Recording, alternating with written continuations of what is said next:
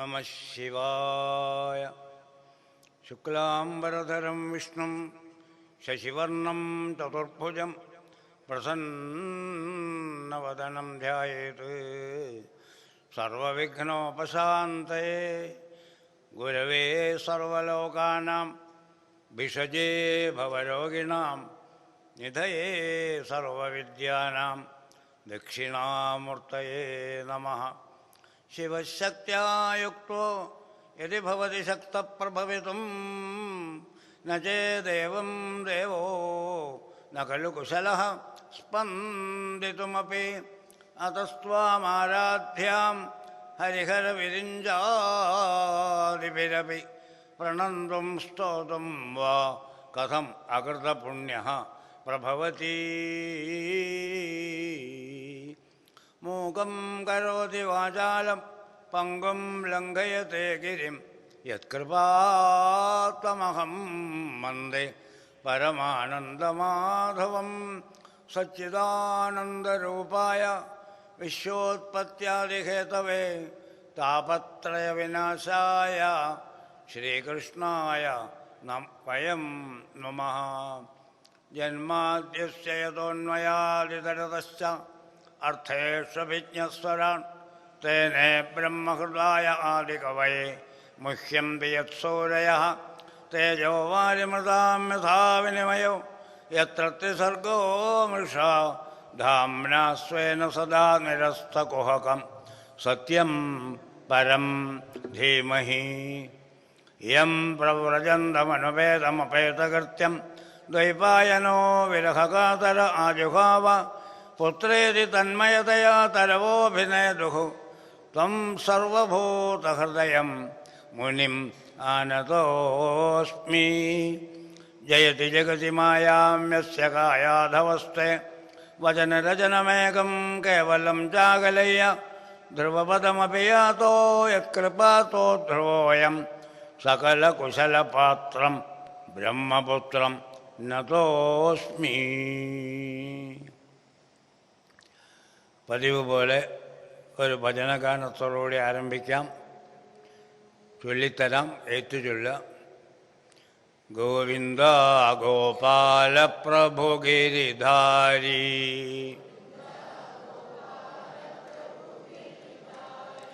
ഗോവിന്ദ ഗോപാല പ്രഭു ഗിരിധാരി,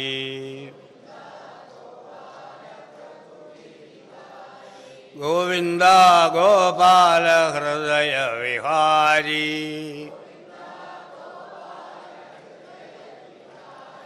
ഗോവിന്ദ ഗോപാല ഹൃദയ വിഹാരി,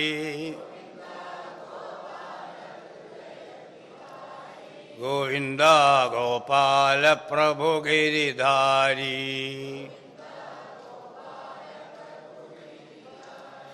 നന്ദകുമാര നവനീത ചോര,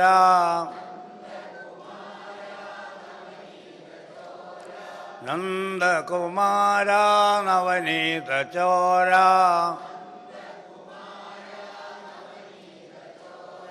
ഹൃദയ വിഹാര ബടാ ചിത്ത ചോര, ഹൃദയ വിഹാര ബടാ ചിത്ത ചോര. ഗോവിന്ദ ഗോപാല പ്രഭു ഗിരിധാരി.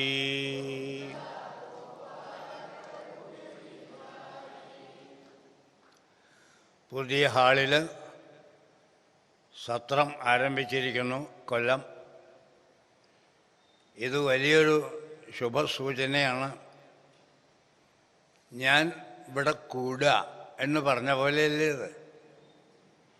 പന്തലുണ്ടാക്കി അതിലെൻ്റെ വിഗ്രഹം പ്രതിഷ്ഠിച്ചാൽ പന്തൽ അഴിച്ചുകൊണ്ട് പോവില്ലേ?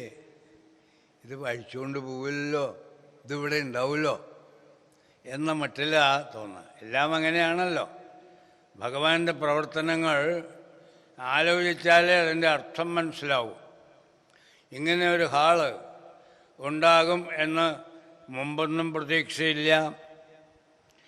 സകല സജ്ജീകരണങ്ങളുമുള്ള ഭഗവാന് ദ്വാരകയാണ് ഇരിക്കാൻ ഇഷ്ടം, അങ്ങനെയില്ല.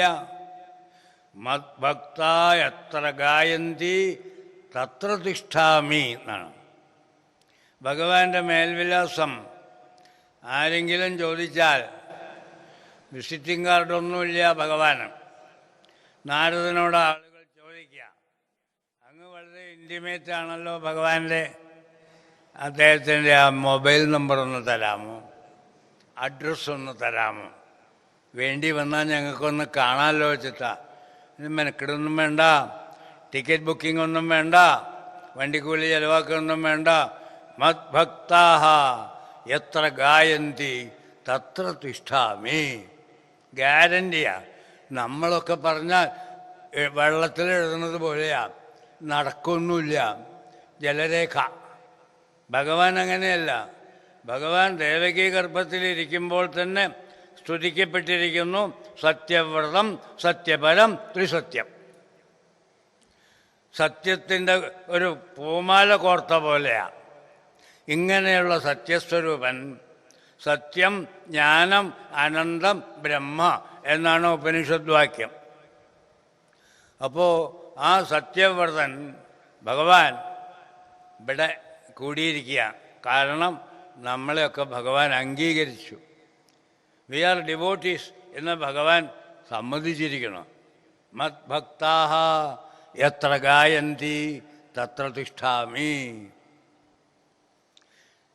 എപ്പോഴോ എവിടെയോ വെച്ച് കേട്ട ശ്ലോകം പോലും ഓരോ സന്ദർഭത്തിൽ നമുക്ക് വളരെ കാലിക പ്രസക്തിയുള്ളതായി തോന്നും. ഈ ശ്ലോകം പണ്ടെങ്ങാണ്ട് ഭഗവാൻ നാരദനോട് പറഞ്ഞതാണ്. ഇന്ന് നാം ഈ ഹാളിലിരുന്ന് പറയുന്നു, അന്ന് പറഞ്ഞത് ഇന്ന് ഭഗവാൻ. ഇനി എന്നും അത് തന്നെയാണ് സ്ഥിതി. മദ്ഭക്താഹ എത്ര ഗായന്തി തത്ര തിഷ്ഠാമി. അപ്പോൾ ഭഗവാനെ പിടിച്ച് നമ്മൾ ഈ ഹാളിനുള്ളിലിരുത്തി എന്ന് വിചാരിച്ചാൽ പോരാ. We have to continue our devotion. ഭക്തി ഇങ്ങനെ തുടർന്നുകൊണ്ടിരിക്കണം. തുടരേണ്ട വയ്യ. കാരണം ഭഗവത് കഥകൾ കാതുകൊണ്ട് കേൾക്കുമ്പോൾ എത്ര ഉദാസീനനായാലും കുറച്ചൊക്കെ അകത്ത് ചെല്ലുമല്ലോ. ഭഗവാന്റെ കഥ അല്പമെങ്കിലും കേട്ടാൽ, കഥ ഭഗവാന്റെയാണ്, അവതാര പുരുഷൻ്റെ കഥയാണ് എന്ന് അറിയണമെന്ന് പോലുമില്ല. കേൾക്കുമ്പോൾ ബഹു കൗതുകം, പിന്നെയും പിന്നെയും കേൾക്കണം തോന്നുകയാണ്. നാരായണീയത്തിലെ പട്ടേരിപ്പാട് ഗുരുവായൂരപ്പനോട് പ്രാർത്ഥിക്കുന്നത് ത്വദ്ഭക്തിസ്തു കഥാരസ അമൃതജരി നർമ്മജ്ജനേന സ്വയം സിദ്ധ്യന്തി. വിത്തൗട്ട് എനി ട്രബിൾ, ഡിഫിക്കൽറ്റിയേ ഇല്ലാതെ കാത് കേൾക്കണം, ചെവി കേൾക്കണം. ചെവി കേട്ടില്ലെങ്കിൽ ഒന്നുമില്ലെങ്കിലും കേട്ടുകൊണ്ടിരിക്കുന്നവരുടെ മുഖത്ത് നോക്കിയാലും മതി. അവരുടെ മുഖഭാവം നോക്കിയാൽ തിരക്കിടില്ല, എന്തോ കാര്യം പറയുന്നുണ്ടെന്ന് മനസ്സിലാവും. കേൾക്കണമെന്ന് തീരുമാനിച്ചാൽ നമ്മുടെ ബാധിര്യവും മാറ്റിത്തരും ഭഗവാൻ. ചെവിയൊക്കെ കേൾക്കുമാറാക്കും.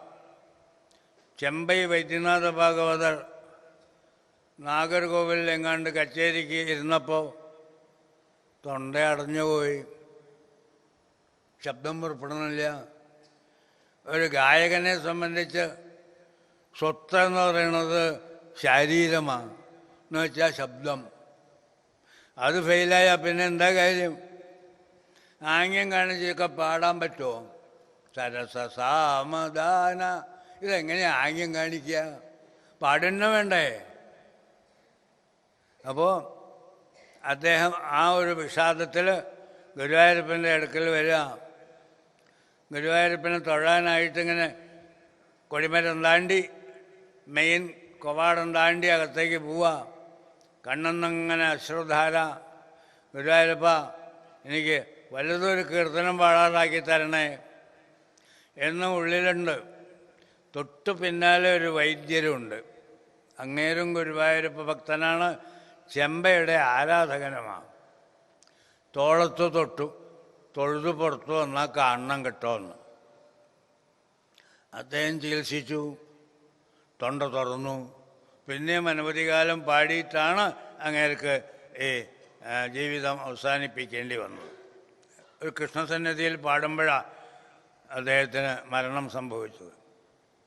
അപ്പോൾ ചെവി കേൾക്കില്ല, തൊണ്ട തുറക്കില്ല എന്നുള്ളവർക്കും വേണമെങ്കിൽ ചെവിയും കേൾപ്പിക്കാം, തൊണ്ട തുറപ്പിക്കുകയും ചെയ്യാം.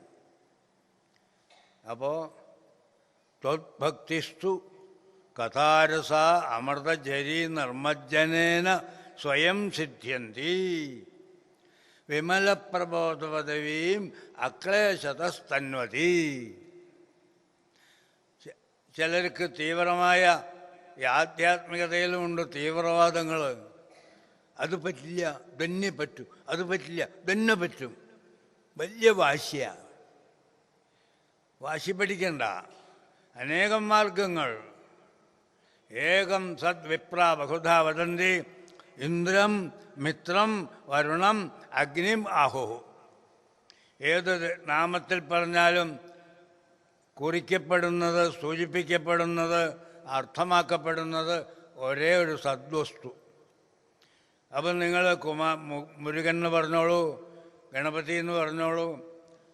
ബ്രഹ്മവാദിയായിട്ടുള്ള ശങ്കരാചാര്യർ ഷൺമതസ്ഥാപകൻ എന്ന ഒരു ബിരുദം കൊണ്ട് അലങ്കൃതനാണ്. എന്താണ് ഈ ഷൺമതം?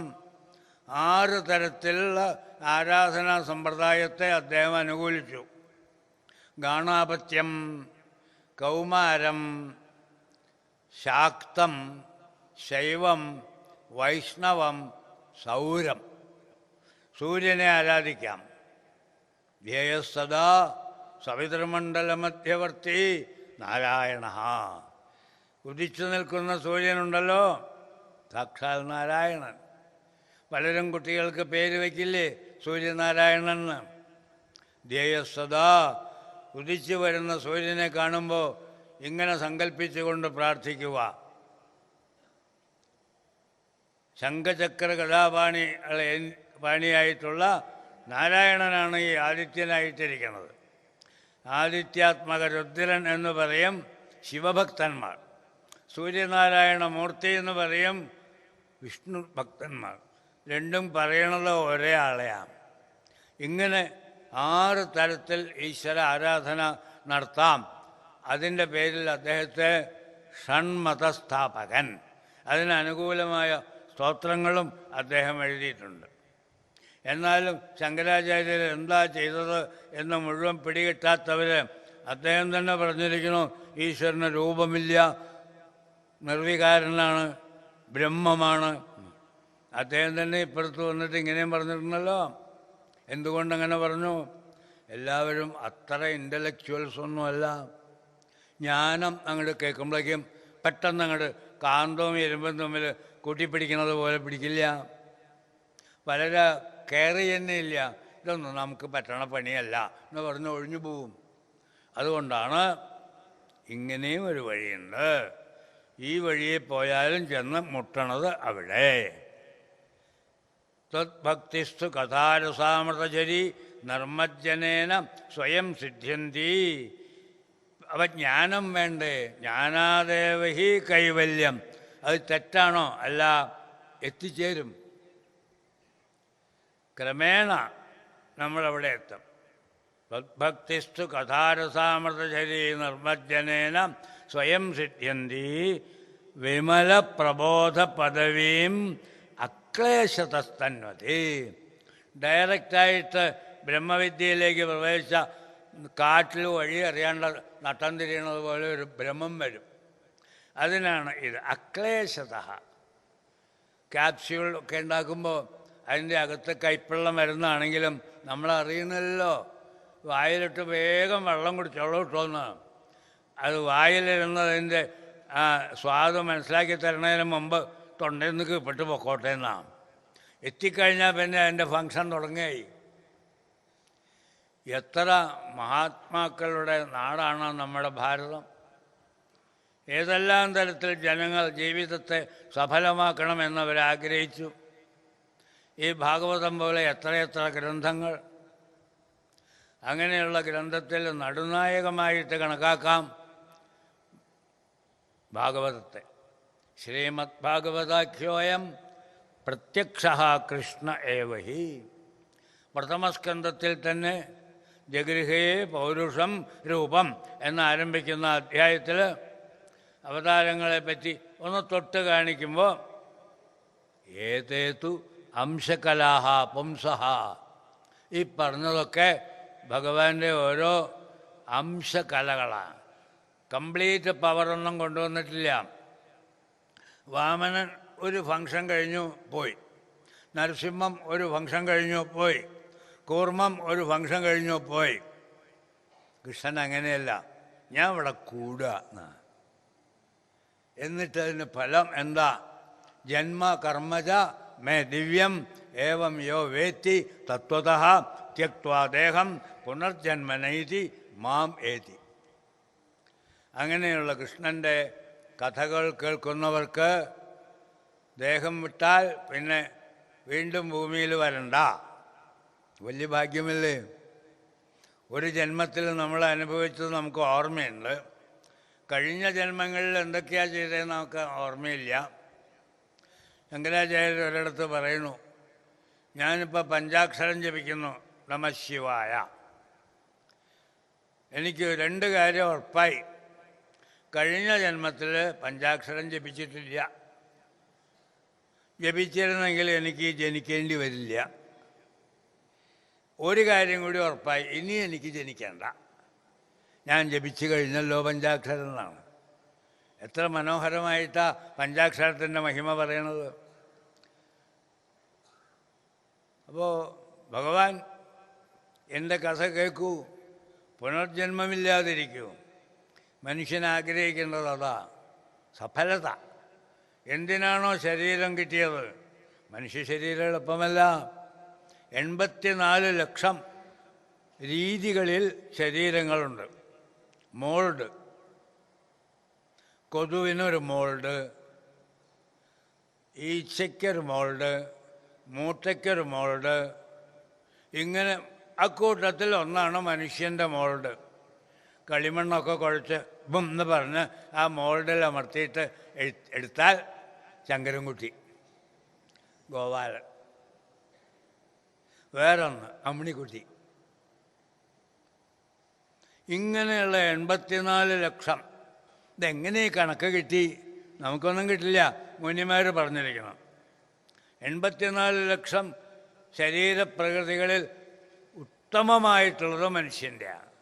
നമുക്കിങ്ങനെ ഇരിക്കാനും ഭഗവാന്റെ മഹിമകൾ കേൾക്കാനും സാധിച്ചത് ഈ മനുഷ്യജന്മമുള്ളത് കൊണ്ടാണ്.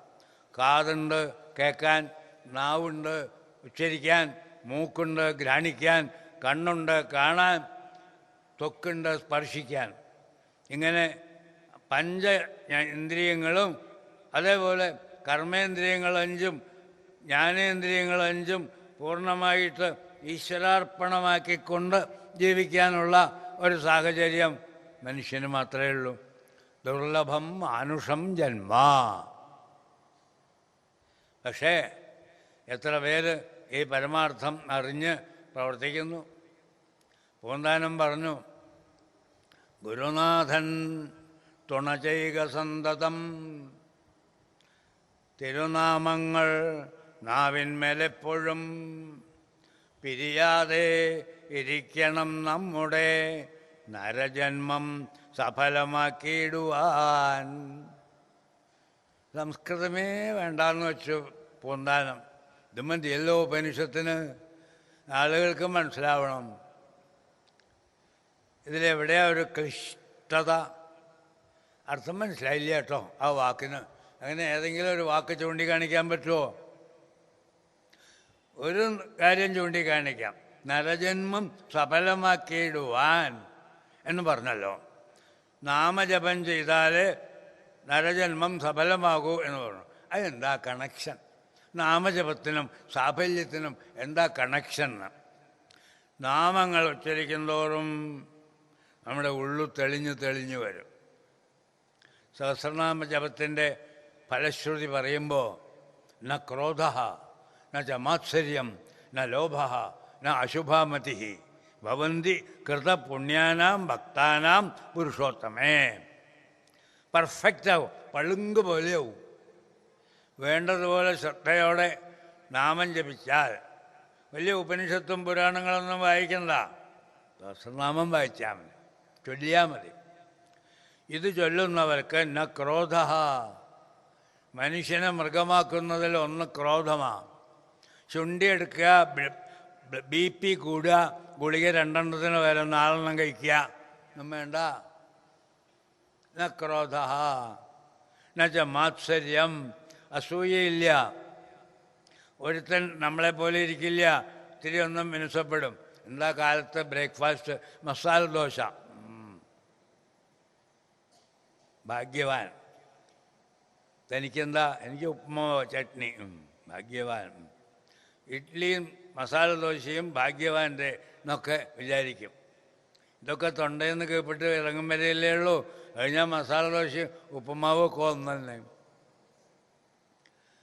ന ക്രോധ ന ച മാത്സര്യം.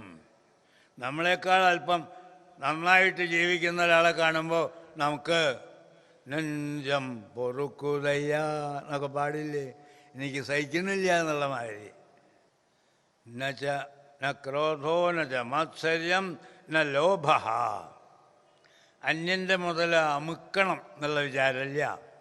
ന അശുഭമതി, ദുഷ്ടചിന്തകളില്ല. ചിന്തയിൽ നിന്നാണ് എല്ലാ കുഴപ്പങ്ങളും തുടങ്ങുന്നത്. സഹസ്രനാമത്തിൻ്റെ ഫലശ്രുതി അത്.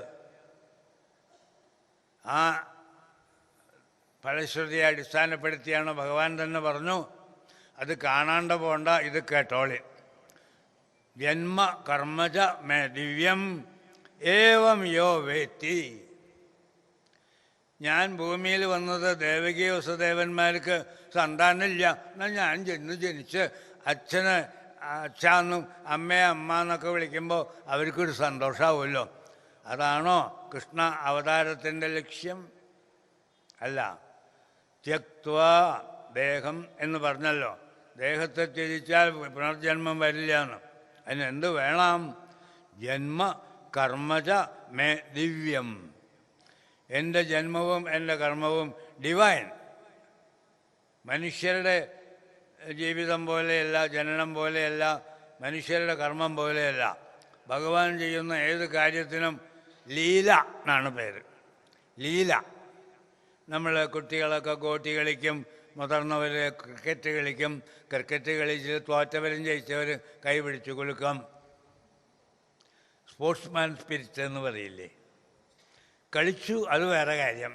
ഇപ്പം നമ്മൾ ഫ്രണ്ട്സാണ്. അതാണ് ശരിക്ക് ഉദാസീനത. ഒന്നിലും, ജയത്തിലും തോൽവിയിലും. കൃഷ്ണ ഭഗവാന്റെ എല്ലാ പ്രവർത്തനങ്ങളും അങ്ങനെയാണ്. ഞാൻ ജയിക്കണം എന്ന് പറഞ്ഞാൽ അദ്ദേഹം ഒന്നും ചെയ്തിട്ടില്ല. തൻ്റെ കൂടെയുള്ളവരെ ഒപ്പം കൊണ്ട് നടക്കുക. അവർക്ക് വെണ്ണയും പാലും തൈരും കിട്ടാതെ വരുമ്പോൾ അത് സംഘടിപ്പിച്ചു കൊടുക്കുക. വാരി തേക്കിയ വെണ്ണയൊക്കെ ആളുകൾ 100, 200, 300 ഗ്രാം കഴിക്കടാ ഗോപി, പിരാശി കഴിക്കുക എന്നൊക്കെ പറഞ്ഞ് കൃഷ്ണൻ കഴിപ്പിക്കും, പാലും കുടിപ്പിക്കും. അങ്ങനെ അവരോടൊപ്പം താനും ഒരു ഗോപബാലനാണ് എന്ന് ഭാവിച്ചുകൊണ്ട് അദ്ദേഹം ഒരു ദിവസം വനത്തിൽ പോയപ്പോൾ, അവിടെയാണ് നമ്മുടെ കഥ ആരംഭിക്കുന്നത്. അവിടെ അഘാസുരൻ ഒരുത്തൻ. അസുരന്മാർക്ക് എപ്പോഴും അവരുടെ അജണ്ട ഒന്നേ ഉള്ളൂ, പരദ്രോഹം. വേറെ ഒന്നുമില്ല. എന്തിനാ ജീവിക്കണത് വെച്ചാൽ പരദ്രോഹത്തിന്. ആരെ ദ്രോഹിക്കാൻ പറ്റും, വാട്ട് നെക്സ്റ്റ് എന്നാണ്. ഒരു ദ്രോഹം കഴിഞ്ഞു, അടുത്ത ദ്രോഹത്തിലേക്ക്. അഘാസുരൻ കംസൻ്റെ ദൂതനാണ്. യജമാനന് പ്രീതിക്ക് വേണ്ടി ഈ കൃഷ്ണനെ ഒന്ന് അപായപ്പെടുത്തണം. ഇതിന് മുമ്പ് വന്നവരൊക്കെ ഭഗവാന്റെ കൈകൊണ്ട് മോക്ഷം നേടിപ്പോയി. ഇനി ഉള്ളിൻ്റെ ഉള്ളിൽ അഘാസുരന് മോക്ഷം കിട്ടണമെന്നുള്ള മോഹം കൊണ്ട് ഈ നാടകം നടത്തിയതാണോന്ന് അറിഞ്ഞുകൂടാട്ടോ. എന്തായാലും അഘാസുരൻ കൃഷ്ണനെ കൊല്ലാനുള്ള പ്ലാനിട്ട് വലിയൊരു പെരുമ്പാമ്പായി. എന്നിട്ട് ആന്ന് വായും തുറന്ന്, വായിക്കകത്ത് ആനയെ, തൃശ്ശൂർപൂരത്തിൻ്റെ 15 ആനയെ കിടത്താം. 15 ആനയും കുടമാറ്റം വരെ വായിക്കകത്ത് നടത്താം. അത്ര വലിയ വായ. കുട്ടികൾക്കിത് പാമ്പിൻ്റെ വായ എന്ന് തോന്നിയില്ല. നമുക്ക് കളിക്കാനൊരു വലിയ മൈതാനം കിട്ടിയിരിക്കുന്നു എന്ന് തോന്നി ചട്ടപ്പെട്ടോന്ന് കയറി അകത്തേക്ക്. പശുക്കിടാങ്ങളെയും കൊണ്ട് കയറി. ധാരാളം സ്ഥലമുണ്ട് അകത്ത്. ഇങ്ങോട്ട് വാടാ ഗോവിന്ദ ഗോപാല എന്ന് പറഞ്ഞ് സകലരെയും വിളിച്ച് കയറ്റി. ഒറ്റ പശുപൻ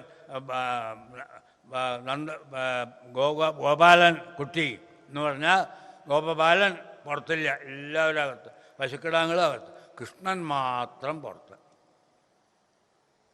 കൃഷ്ണന് മനസ്സിലായി എന്താണ് സംഭവം എന്ന്. ത്രികാലജ്ഞാനമാണല്ലോ സർവജ്ഞതയുടെ ലക്ഷണം. അപ്പം നടക്കുന്ന കാര്യങ്ങൾ പോലും അറിയാൻ നമുക്ക് മുഴുവൻ കഴിവില്ല. അപ്പോൾ ഇന്നലെ നടന്നതോ നാളെ നടക്കാൻ പോകുന്നതോ നമുക്ക് എങ്ങനെ അറിയാൻ കഴിയും? ഭഗവാൻ അങ്ങനെയല്ല, ത്രികാലജ്ഞാനം. അതുകൊണ്ട് നീ വന്നു അല്ലേ, ഓ ആയിക്കോട്ടെ, നിനക്ക് മോക്ഷം തന്നേക്കാം. അകത്ത് കയറി. അഘാസുരൻ കാത്തിരിക്കുന്ന നിമിഷം വന്നു. കൃഷ്ണൻ വന്നിട്ട് വേണം കൃഷ്ണനെ ഒന്ന് അമുക്കാൻ. വായ്ക്കകത്ത് കൃഷ്ണൻ കയറേണ്ട താമസം. ഉടനെ വായ പൂട്ടുക. അപ്പോൾ കൃഷ്ണൻ്റെ കഥ കഴിഞ്ഞു. എന്നിട്ട് കംസൻ്റെ അടുക്കൽ ചെന്ന് എനിക്കുള്ളത് എന്താ വെച്ചാൽ തരാ, സമ്മാനം വാങ്ങാൻ. പക്ഷേ ഭഗവാന്റെ സങ്കല്പം വേറൊന്നാണ്.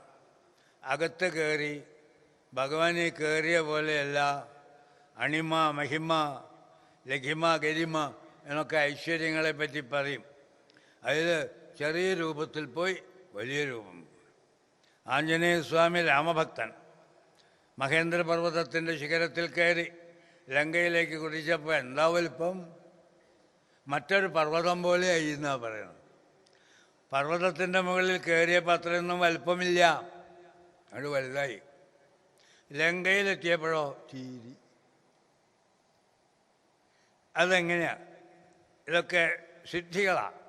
അണിമ മഹിമ, ചെറുതാവുക വലുതാവുക, ഈ സിദ്ധികളുണ്ട്. അഷ്ടൈശ്വര്യ സിദ്ധി. പിന്നെയും പറയും, ഏകാദശ സ്കന്ധത്തിൽ 18 സിദ്ധികളെ പറ്റിയൊക്കെ പറയും. എന്തായാലും ഭഗവാൻ സങ്കല്പിച്ചു, ഇവൻ്റെ കഥ കഴിക്കണം, കുട്ടികളെ രക്ഷപ്പെടുത്തണം, പശുക്കിടാങ്ങളെയും രക്ഷപ്പെടുത്തണം. അതിന് വേണ്ടത് ഇവനെ നിഗ്രഹിക്കലാണ്. അകത്ത് കയറി ശ്വാസം മുട്ടി. കാരണം ഭഗവാൻ വലുതായി. വായുവിൻ്റെ ഗതാഗതം സ്തംഭിച്ചു. അവൻ കണ്ണു തുറച്ചു. മൂർധാവിൽ കൂടി ബ്രഹ്മരന്ധ്രം എന്ന് പറയുന്നത് അവിടെ, അതിൽ കൂടി അഘാസുരൻ്റെ പ്രാണൻ പുറത്തേക്ക് പോയി. അവൻ കാത്തിരിക്കുക ഭഗവാനെ നമസ്കരിച്ചിട്ട് വിടവാങ്ങാൻ. അവൻ്റെ ജീവനും കിട്ടിയ അനുഗ്രഹം. കേനാപി ഉപായേന മനഃ കൃഷ്ണനെ നിവേശയെന്നാ പറയാം. കൃഷ്ണനിൽ പ്രവേശിക്കണമെങ്കിൽ എങ്ങനെ വേണം? കിണ്ണാരം കൊട്ടി ഭജന പാടണം എന്നുണ്ടോ? അങ്ങനെയൊന്നുമില്ല. കേനാപി ഉപായേന, ഏതെങ്കിലും വഴിക്ക് കൃഷ്ണനെ ഓർത്താൽ മതി.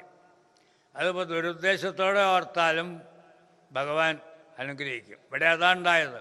അഘാസുരൻ്റെ പ്രാണൻ ആകാശത്തിലേക്ക് ഉയർന്ന് കാത്തു നിൽക്കുക, പ്രഭു വരട്ടെ ശരണം പ്രാപിക്കാൻ എന്ന് പറഞ്ഞു. ആ അഘാസുരൻ്റെ പ്രാണൻ ജീവാത്മാവ്, ഭഗവാൻ പരമാത്മാവ്. പരമാത്മാവിൽ ജീവാത്മാവിൽ ലയിക്കുക, അതാണ് ജീവിത സാഫല്യം എന്ന് പറയുന്നത്. അതിനൊരു ഉദാഹരണം പറയാറ്, ഗംഗാനദി പോലുള്ള നദികൾ സമുദ്രത്തിൽ ലയിക്കും വരെ അതിന് സെപ്പറേറ്റ് ഇൻഡിവിജ്വാലിറ്റി ഉണ്ട്. My name is Ganga, my name is Narmada, my name is Godavari എന്നൊക്കെ. സമുദ്രത്തിൽ ചെന്ന് കഴിഞ്ഞാൽ where is Ganga, who knows, where is Narmada, who knows, ഒക്കെ ഇവിടെ ഉണ്ട്. ഇത് ധാരാളം ഉപനിഷത്തുകളിൽ ഉദാഹരണമായി പറയാറുള്ളതാണ്. ജീവാത്മാവായിരിക്കുന്നു ഗംഗ, യമുന, ഗോദാവരി. സാധന കൊണ്ട് പരമാത്മാവിലെത്തിക്കഴിഞ്ഞാൽ പിന്നെ സമുദ്രം മാത്രം. No Ganga, no Narmada. ഇതിലും എളുപ്പത്തിൽ ജന്മസാഫല്യത്തെപ്പറ്റി എങ്ങനെയാണ് പറഞ്ഞു തരിക? അങ്ങനെയുള്ള മഹാത്മാക്കളാണ് നമുക്ക് ഈ പുരാണങ്ങൾ തരുന്നത്. പുറത്തു വന്നു, കുട്ടികളെയൊക്കെ പുറത്തേക്ക് കൊണ്ടുവന്നു. ഭഗവാനെ ലയിച്ചു അഘാസുരൻ. അപ്പോഴേക്കും നോക്കിയപ്പോൾ അയ്യോ നേരം കുറേ ആയിട്ടോ, മണി 2 മണിയായി. ആഹാരമൊക്കെ കൊണ്ടുവന്നിട്ടുണ്ട് അവർ കഴിക്കാൻ, ഉച്ചയൂണിനുള്ള ആഹാരം. നേരം വൈകി, ഇനി വൈകണ്ട, വരി. എല്ലാവരും കൂടി ഒരു തണൽ മരത്തിൻ്റെ ചുവട്ടിലിരുന്ന് ഭക്ഷണം കഴിക്കണം. എല്ലാവരുടെയും നടുക്ക് കൃഷ്ണനിരുത്തി അവരവർ കൊണ്ടുവന്നിട്ടുള്ള എന്തെങ്കിലും വിഭവങ്ങൾ കൃഷ്ണന് പങ്കുവെച്ചു കൊടുത്തു. എല്ലാം കൃഷ്ണൻ വാങ്ങി കയ്യിൽ ഉരുളയായിട്ട് വെച്ചു. എല്ലാവരോടും കഴിക്കാൻ പറഞ്ഞു. കൃഷ്ണനെ കണ്ടുകൊണ്ട് താമരപ്പൂവിൻ്റെ നടുക്കുള്ള ഭാഗം പോലെയാണ് അവരുടെയും കൃഷ്ണൻ്റെയും ഇരിപ്പ് എന്ന് പറയുന്നത്. എല്ലാവർക്കും കാണാം. രാസക്രീഡയും അങ്ങനെയാണല്ലോ. അങ്കനാമങ്കനാം അന്തരാമാധവോ മാധവം മാധവം ചാന്തരേണങ്കന ഇത്തമാകൽപ്പിതേ മണ്ഡലേ മധ്യഗഃ സഞ്ജഗൗ വേണുനാ ദേവകീ നന്ദനഃ. എല്ലാവർക്കും കയ്യിൽ നീട്ടിയാൽ തൊടാവുന്ന ഡിസ്റ്റൻസ്. അതിങ്ങനെ വരിയായിട്ട് നിന്നാൽ കിട്ടില്ലല്ലോ, വൃത്തമായാലല്ലേ കിട്ടുള്ളൂ. അങ്കനാം അങ്കനാം അന്തരാമാധവോ. 2 ഗോപസ്ത്രീകൾ, നടുക്ക് മാധവൻ കൃഷ്ണൻ. മാധവം മാധവം ചാന്തരേണങ്കന. 2 കൃഷ്ണന്മാർ, നടുക്ക് ഒരു ഗോപസ്ത്രീ. ഇത്തമാകൽപ്പിതേ മണ്ഡലേ മധ്യഗഃ. ഇങ്ങനെ ആകൽപ്പിതമായ മണ്ഡലത്തിൽ മധ്യകനായിട്ട് സഞ്ജഗോ വേണുനാ ഗോ ദേവകീ നന്ദന. എല്ലാവർക്കും താൻ പ്രാപ്യനാണ്, ഒരുപോലെ പ്രാപ്യനാണ്. ഡിസ്റ്റൻസ് ഉണ്ടെങ്കിൽ ഒരാൾക്ക് അടുത്തായിരിക്കും, ഒരാൾക്ക് ദൂരെ എന്നൊക്കെ വരില്ല. അതില്ല വൃത്താകൃതി. ഭഗവാൻ എല്ലാവരുടെയും നടുക്കിരുന്നുകൊണ്ട് ഭക്ഷണം കഴിക്കാൻ അവരെ പ്രോത്സാഹിപ്പിക്കുക. താൻ കഴിക്കുന്നതിലല്ല, മറ്റുള്ളവരെ കഴിപ്പിക്കുന്നതിൽ. അങ്ങനെ അവർ രുചിയോടുകൂടി കഴിക്കുക. അങ്ങനെ കഴിക്കുമ്പോൾ ഭഗവാൻ ഒരു പാഠം പഠിപ്പിക്കണം. അവൻ കയ്പ്പയ്ക്ക കൊണ്ടാട്ടം വറുത്തത് കൊണ്ടുവന്നിട്ടുണ്ട് അടുത്തൻ. അതിൽ 2 എണ്ണം അടുത്തവൻ്റെ ഇലയിലിട്ടു. കൊണ്ടാട്ടമുളക് വറുത്തത് ഒരുത്തൻ കൊണ്ടുവന്നിട്ടുണ്ട്, അത് 2 എണ്ണം കണ്ടു. തേങ്ങാ ചമ്മന്തി കൊണ്ടുവന്നിട്ടുണ്ട്, അത് അതിലിട്ടു. എല്ലാവരും എല്ലാവർക്കും വേണ്ടി. അറിഞ്ഞേ ഇല്ല. നല്ല സ്വാദാട്ടോ കൊണ്ടാട്ടമുളകിന്, നല്ല സ്വാദാട്ടോ കയ്പ്പയ്ക്ക വറുത്തതിന്. ഇങ്ങനെ ഓരോരുത്തരും തനിക്കുള്ളതിനെ പങ്കിട്ടനുഭവിക്കാൻ മറ്റുള്ളവർക്കൊരവസരം. ഇത് വല്ലതും പ്രഖ്യാപിച്ചോ? പ്ലാക്കാർഡ് പിടിച്ചിട്ടാണോ കൃഷ്ണൻ പ്രഖ്യാപിച്ചത്? കണ്ണുള്ളവർ കണ്ടോളിൻ, കാതുള്ളവർ കേട്ടോളിൻ, ചിന്തിക്കാൻ കഴിയുന്നവർ ചിന്തിച്ചോളിൻ. അപ്പോഴാണ് പെട്ടെന്നൊരു കാര്യം ശ്രദ്ധിച്ചത്. പശുക്കിടാങ്ങളെ മേയാൻ വിട്ടു. സാധാരണ അവർ അടുത്തിങ്ങനെ ചുറ്റിപ്പറ്റി നിൽക്കും. ഇത്തവണ എന്ത് പറ്റിച്ചാൽ അവറ്റ് പോയി, പുല്ല് തേടി ഇങ്ങനെ പോയി. ഇത്തിരി കഴിഞ്ഞപ്പോൾ ഊണിൻ്റെ ഇടയിൽ കുട്ടികൾ ശ്രദ്ധിച്ചു. അയ്യോ കൃഷ്ണ ചലിച്ചു, പശുക്കിടാങ്ങളെ കാണാനില്ല. പശുക്കൾ എത്ര ദൂരെ പോയാലും വൈകുന്നേരം ആകുമ്പോൾ തൊഴുത്തിൽ തിരിച്ചെത്തും. ആരും വഴി കാണിച്ചു കൊടുക്കണ്ട. പശുക്കിടാങ്ങൾ അങ്ങനെയല്ലല്ലോ, അതിനെ കൊണ്ടുവരണം.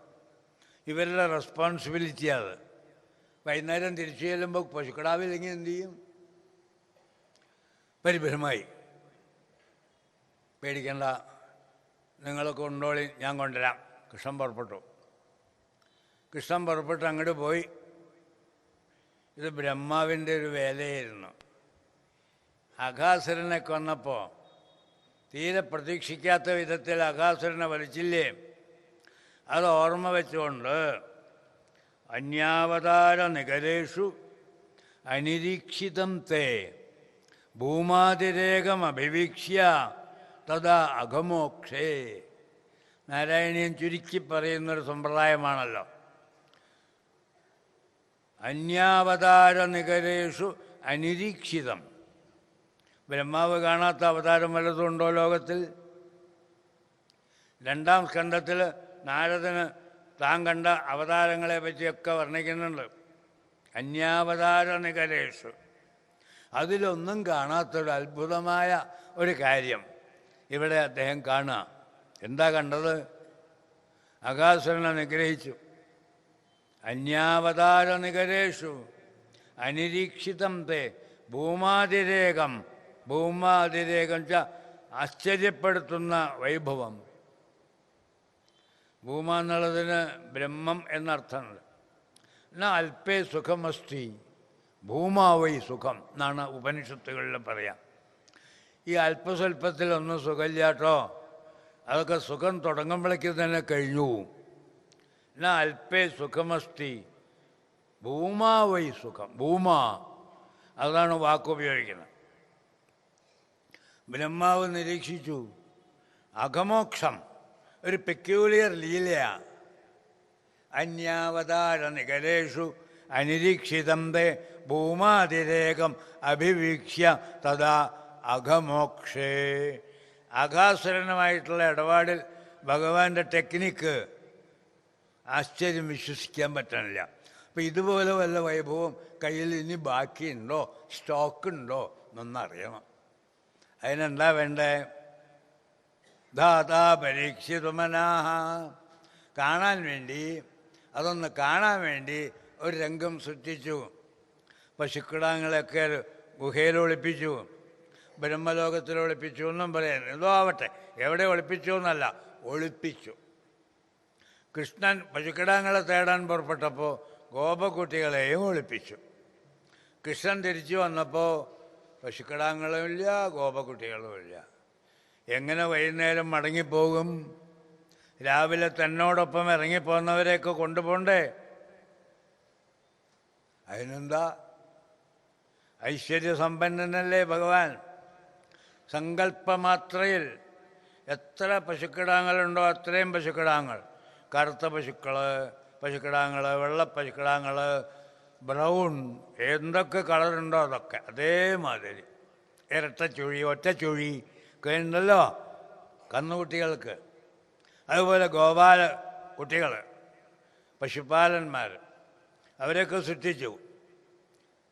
ചില നിത്യജലദോഷക്കാരുണ്ട്. അവർക്ക് അമ്മ നിത്യം രാസ്നാദിപ്പടി മണ്ടയിൽ തരുമ്പം ഈ ഡ്യൂപ്ലിക്കേറ്റ് വാസൂട്ടിക്കുമുണ്ട് മണ്ടയിൽ രാസ്നാദി. മണത്ത് നോക്കിയുമ്പോൾ നല്ല കോട്ടക്കൽ ബ്രാൻഡ്, നല്ല മണം. അന്യാവതാര നികരേഷു അനിരീക്ഷിതം തേ ഭൂമാതിരേകമഭിവീക്ഷ്യ തഥാ അഘമോക്ഷേ. രണ്ടും ഭദ്രം. ബ്രഹ്മാവ് ഒന്ന് വെയിറ്റ് ചെയ്തു. 1 മിനിറ്റ് കഴിഞ്ഞിട്ട് നോക്കാം എന്താ റിയാക്ഷൻ. കൃഷ്ണൻ ഇങ്ങനെ അമ്പരന്ന് നിൽക്കുന്നുണ്ടോ അതോ സിറ്റുവേഷൻ മാനേജ് ചെയ്യുന്നുണ്ടോ എന്നാണ്. ബ്രഹ്മാവ് 1 നിമിഷം കഴിഞ്ഞ് വരുന്നു. അതിനിടയ്ക്ക് ഒരിക്കൽ പൊടി വലിച്ചു. ഇടുപ്പിന്ന് പൊടിക്കുപ്പി എടുത്ത് തുറന്ന് കുടഞ്ഞ് അതെടുത്ത്. ഈ പൊടിവലിയെപ്പറ്റി ഒരു വേദാന്തിക്ക് ഒരു വ്യാഖ്യാനമുണ്ട്. ഇത് ശരിക്കും ബ്രഹ്മധ്യാനാണെന്നാണ് പറയാം. ബ്രഹ്മധ്യാനാണത്ര. ഇതെങ്ങനെയാ? ഇങ്ങനെ പൊടിയെടുക്കുമ്പോൾ ജ്ഞാനമുദ്ര, എന്നിട്ട് ഓങ്കാരം, അതാണ് മൂക്കിൽ കുഴിക്കരുന്നത്, ഓങ്കാരം. ഉടനെ ബ്രഹ്മാനുഭൂതി വന്നു, കണ്ണുന്ന ആനന്ദ ബാഷ്പം, എല്ലാം ഒത്തു. ജ്ഞാനമുദ്ര, ഓങ്കാരം, അതേപോലെ ആനന്ദാശ്രം. ഭഗവാന്റെ ഈ ലീലകളിൽ എന്താ വിശേഷം? ഏകാദശ സ്കന്ധത്തിൽ പറയുന്ന 18 സിദ്ധികൾക്കും അപ്പുറത്താണ് പരകായ പ്രവേശം എന്നൊരു സിദ്ധിയുണ്ട്. ശങ്കരാചാര്യരുടെ ചരിത്രത്തിൽ അമരുകൻ എന്ന രാജാവിൻ്റെ ശരീരത്തിൽ ശങ്കരാചാര്യർ പ്രവേശിച്ചു എന്നൊരു സംഭവമുണ്ട്. ചില ക്രിറ്റിക്സ് അത് അംഗീകരിക്കണില്ല. ഇരിക്കട്ടെ, എന്തായാലും അങ്ങനെ ഒന്നുണ്ട്. ഈ പരകായ പ്രവേശം, ജീവനുള്ള മനുഷ്യൻ തൻ്റെ ജീവനെ തൻ്റെ ശക്തി കൊണ്ട് വേറെ ഒരു മൃതശരീരത്തിലേക്ക് സംക്രമിപ്പിക്കുക, ഈ ദേഹം സൂക്ഷിക്കാൻ ഏർപ്പാട് ചെയ്യാം. ആവശ്യം കഴിഞ്ഞു തിരിച്ചു വന്നു, ഈ ശരീരത്തിൽ പ്രവേശിച്ചു.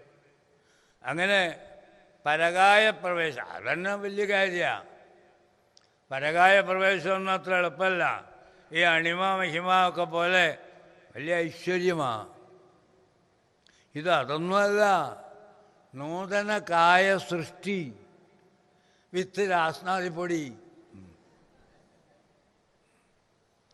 മൂക്കൊലിപ്പന നീലാണ്ടൻ ഇടയ്ക്കിടയ്ക്ക് അങ്ങനെ 11 കീഴ്പ്പെട്ട് ഇറങ്ങി വരും. പിന്നെ എന്ന് പറഞ്ഞ് മേപ്പെട്ട് കയറ്റും, പിന്നെയും കീഴ്പ്പെട്ട്.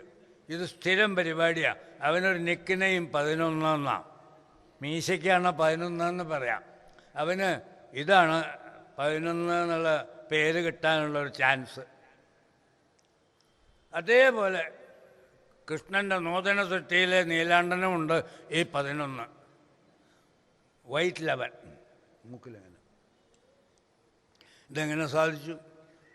സങ്കല്പമാത്രേണ. ഫാക്ടറിയൊന്നും വേണ്ട.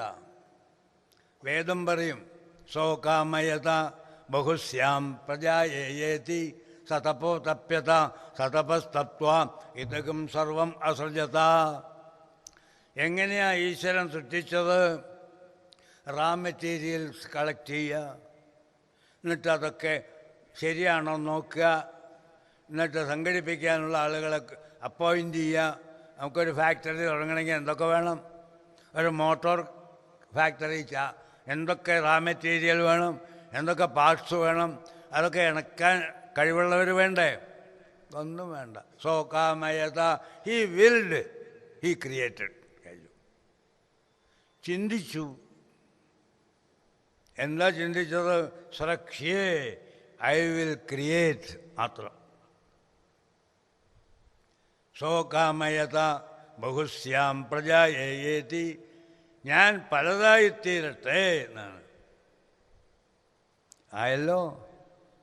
ഇതാർക്ക് പറ്റും? ബ്രഹ്മാവിന് പോലും പറ്റില്ല. ബ്രഹ്മാവിന് പഞ്ചഭൂതങ്ങൾ ഭഗവാൻ ഉണ്ടാക്കി കൊടുത്തപ്പോൾ അത് വെച്ചിട്ട് ചെപ്പം ബന്ധമൊക്കെ കളിച്ചു. ആ പഞ്ചഭൂതങ്ങളൊന്നും ബ്രഹ്മാവ് ഉണ്ടാക്കിയതല്ല. തൈത്തിരീയ ഉപനിഷത്തിൽ പറയും, തസ്മാദ്വാ ഏതസ്മാദാത്മന ആകാശസംഭൂതഃ ആകാശാത് വായു വായോരഗ്നി അഗ്നേരാപഃ അദ്ഭ്യപൃഥിവീ പൃഥിവ്യാ ഓഷധയഃ ഓഷധീഭ്യോ അന്നം അന്നാദ്വാ ഇമാനി ഭൂതാനി ജായന്തെ. ഇന്ന് നാം കാണുന്ന കറൻറ്റ് വേൾഡിൻ്റെ പുറകോട്ട് റെട്രോസ്പെക്റ്റീവായിട്ട് ചിന്തിച്ചാൽ ഇതൊക്കെ കാണാം. ആകാശം, വായു, അഗ്നി, ജലം, പൃഥിവി, പൃഥിവ്യാ ഓഷധയ. മണ്ണിൽ ധാരാളം മരങ്ങളും വള്ളികളും ആഹാരത്തിന് ഉതകുന്ന പലതും. ഓഷധീഭ്യ അന്നം, ആ ഓഷധികളിൽ നിന്ന് നമുക്ക് ഉൾക്കൊള്ളേണ്ട ആഹാരം. അന്നാദ്വാ ഇമാനി ഭൂതാനി ജായന്തേ. അന്നം കഴിച്ചിട്ടാണ് പിന്നെ പുനഃസൃഷ്ടികൾ പലതും നടക്കുന്നത്. ഇതിൻ്റെയൊക്കെ തുടക്കത്തിലാരാ? ഭഗവാൻ. തസ്മാദ്വാ ഏതസ്മാദാത്മന ആകാശസംഭൂതഃ. ഇതിനൊക്കെ നമുക്ക് മാറ്റിപ്പറയാൻ പറ്റുമോ? ഉപനിഷത്തുകൾ ബ്രഹ്മജ്ഞാനികളായിട്ടുള്ള ഋഷീശ്വരന്മാരുടെ ഉള്ളിൽ തെളിഞ്ഞു വന്ന വാക്യങ്ങളാണ്. അവരത് നമ്മളെ അനുഗ്രഹിക്കാൻ വേണ്ടി വെളിപ്പെടുത്തി തന്നിരിക്കണം. അതിനെ അവിശ്വസിക്കേണ്ട കാര്യമില്ല. അവരങ്ങനെ പറഞ്ഞ് നമ്മളെ കബളിപ്പിച്ചിട്ട് അവർക്ക് എന്ത് കിട്ടാൻ? ഒരു സത്യം ഞങ്ങൾ കണ്ടെത്തി, അത് നിങ്ങളോടും പറയുന്നു.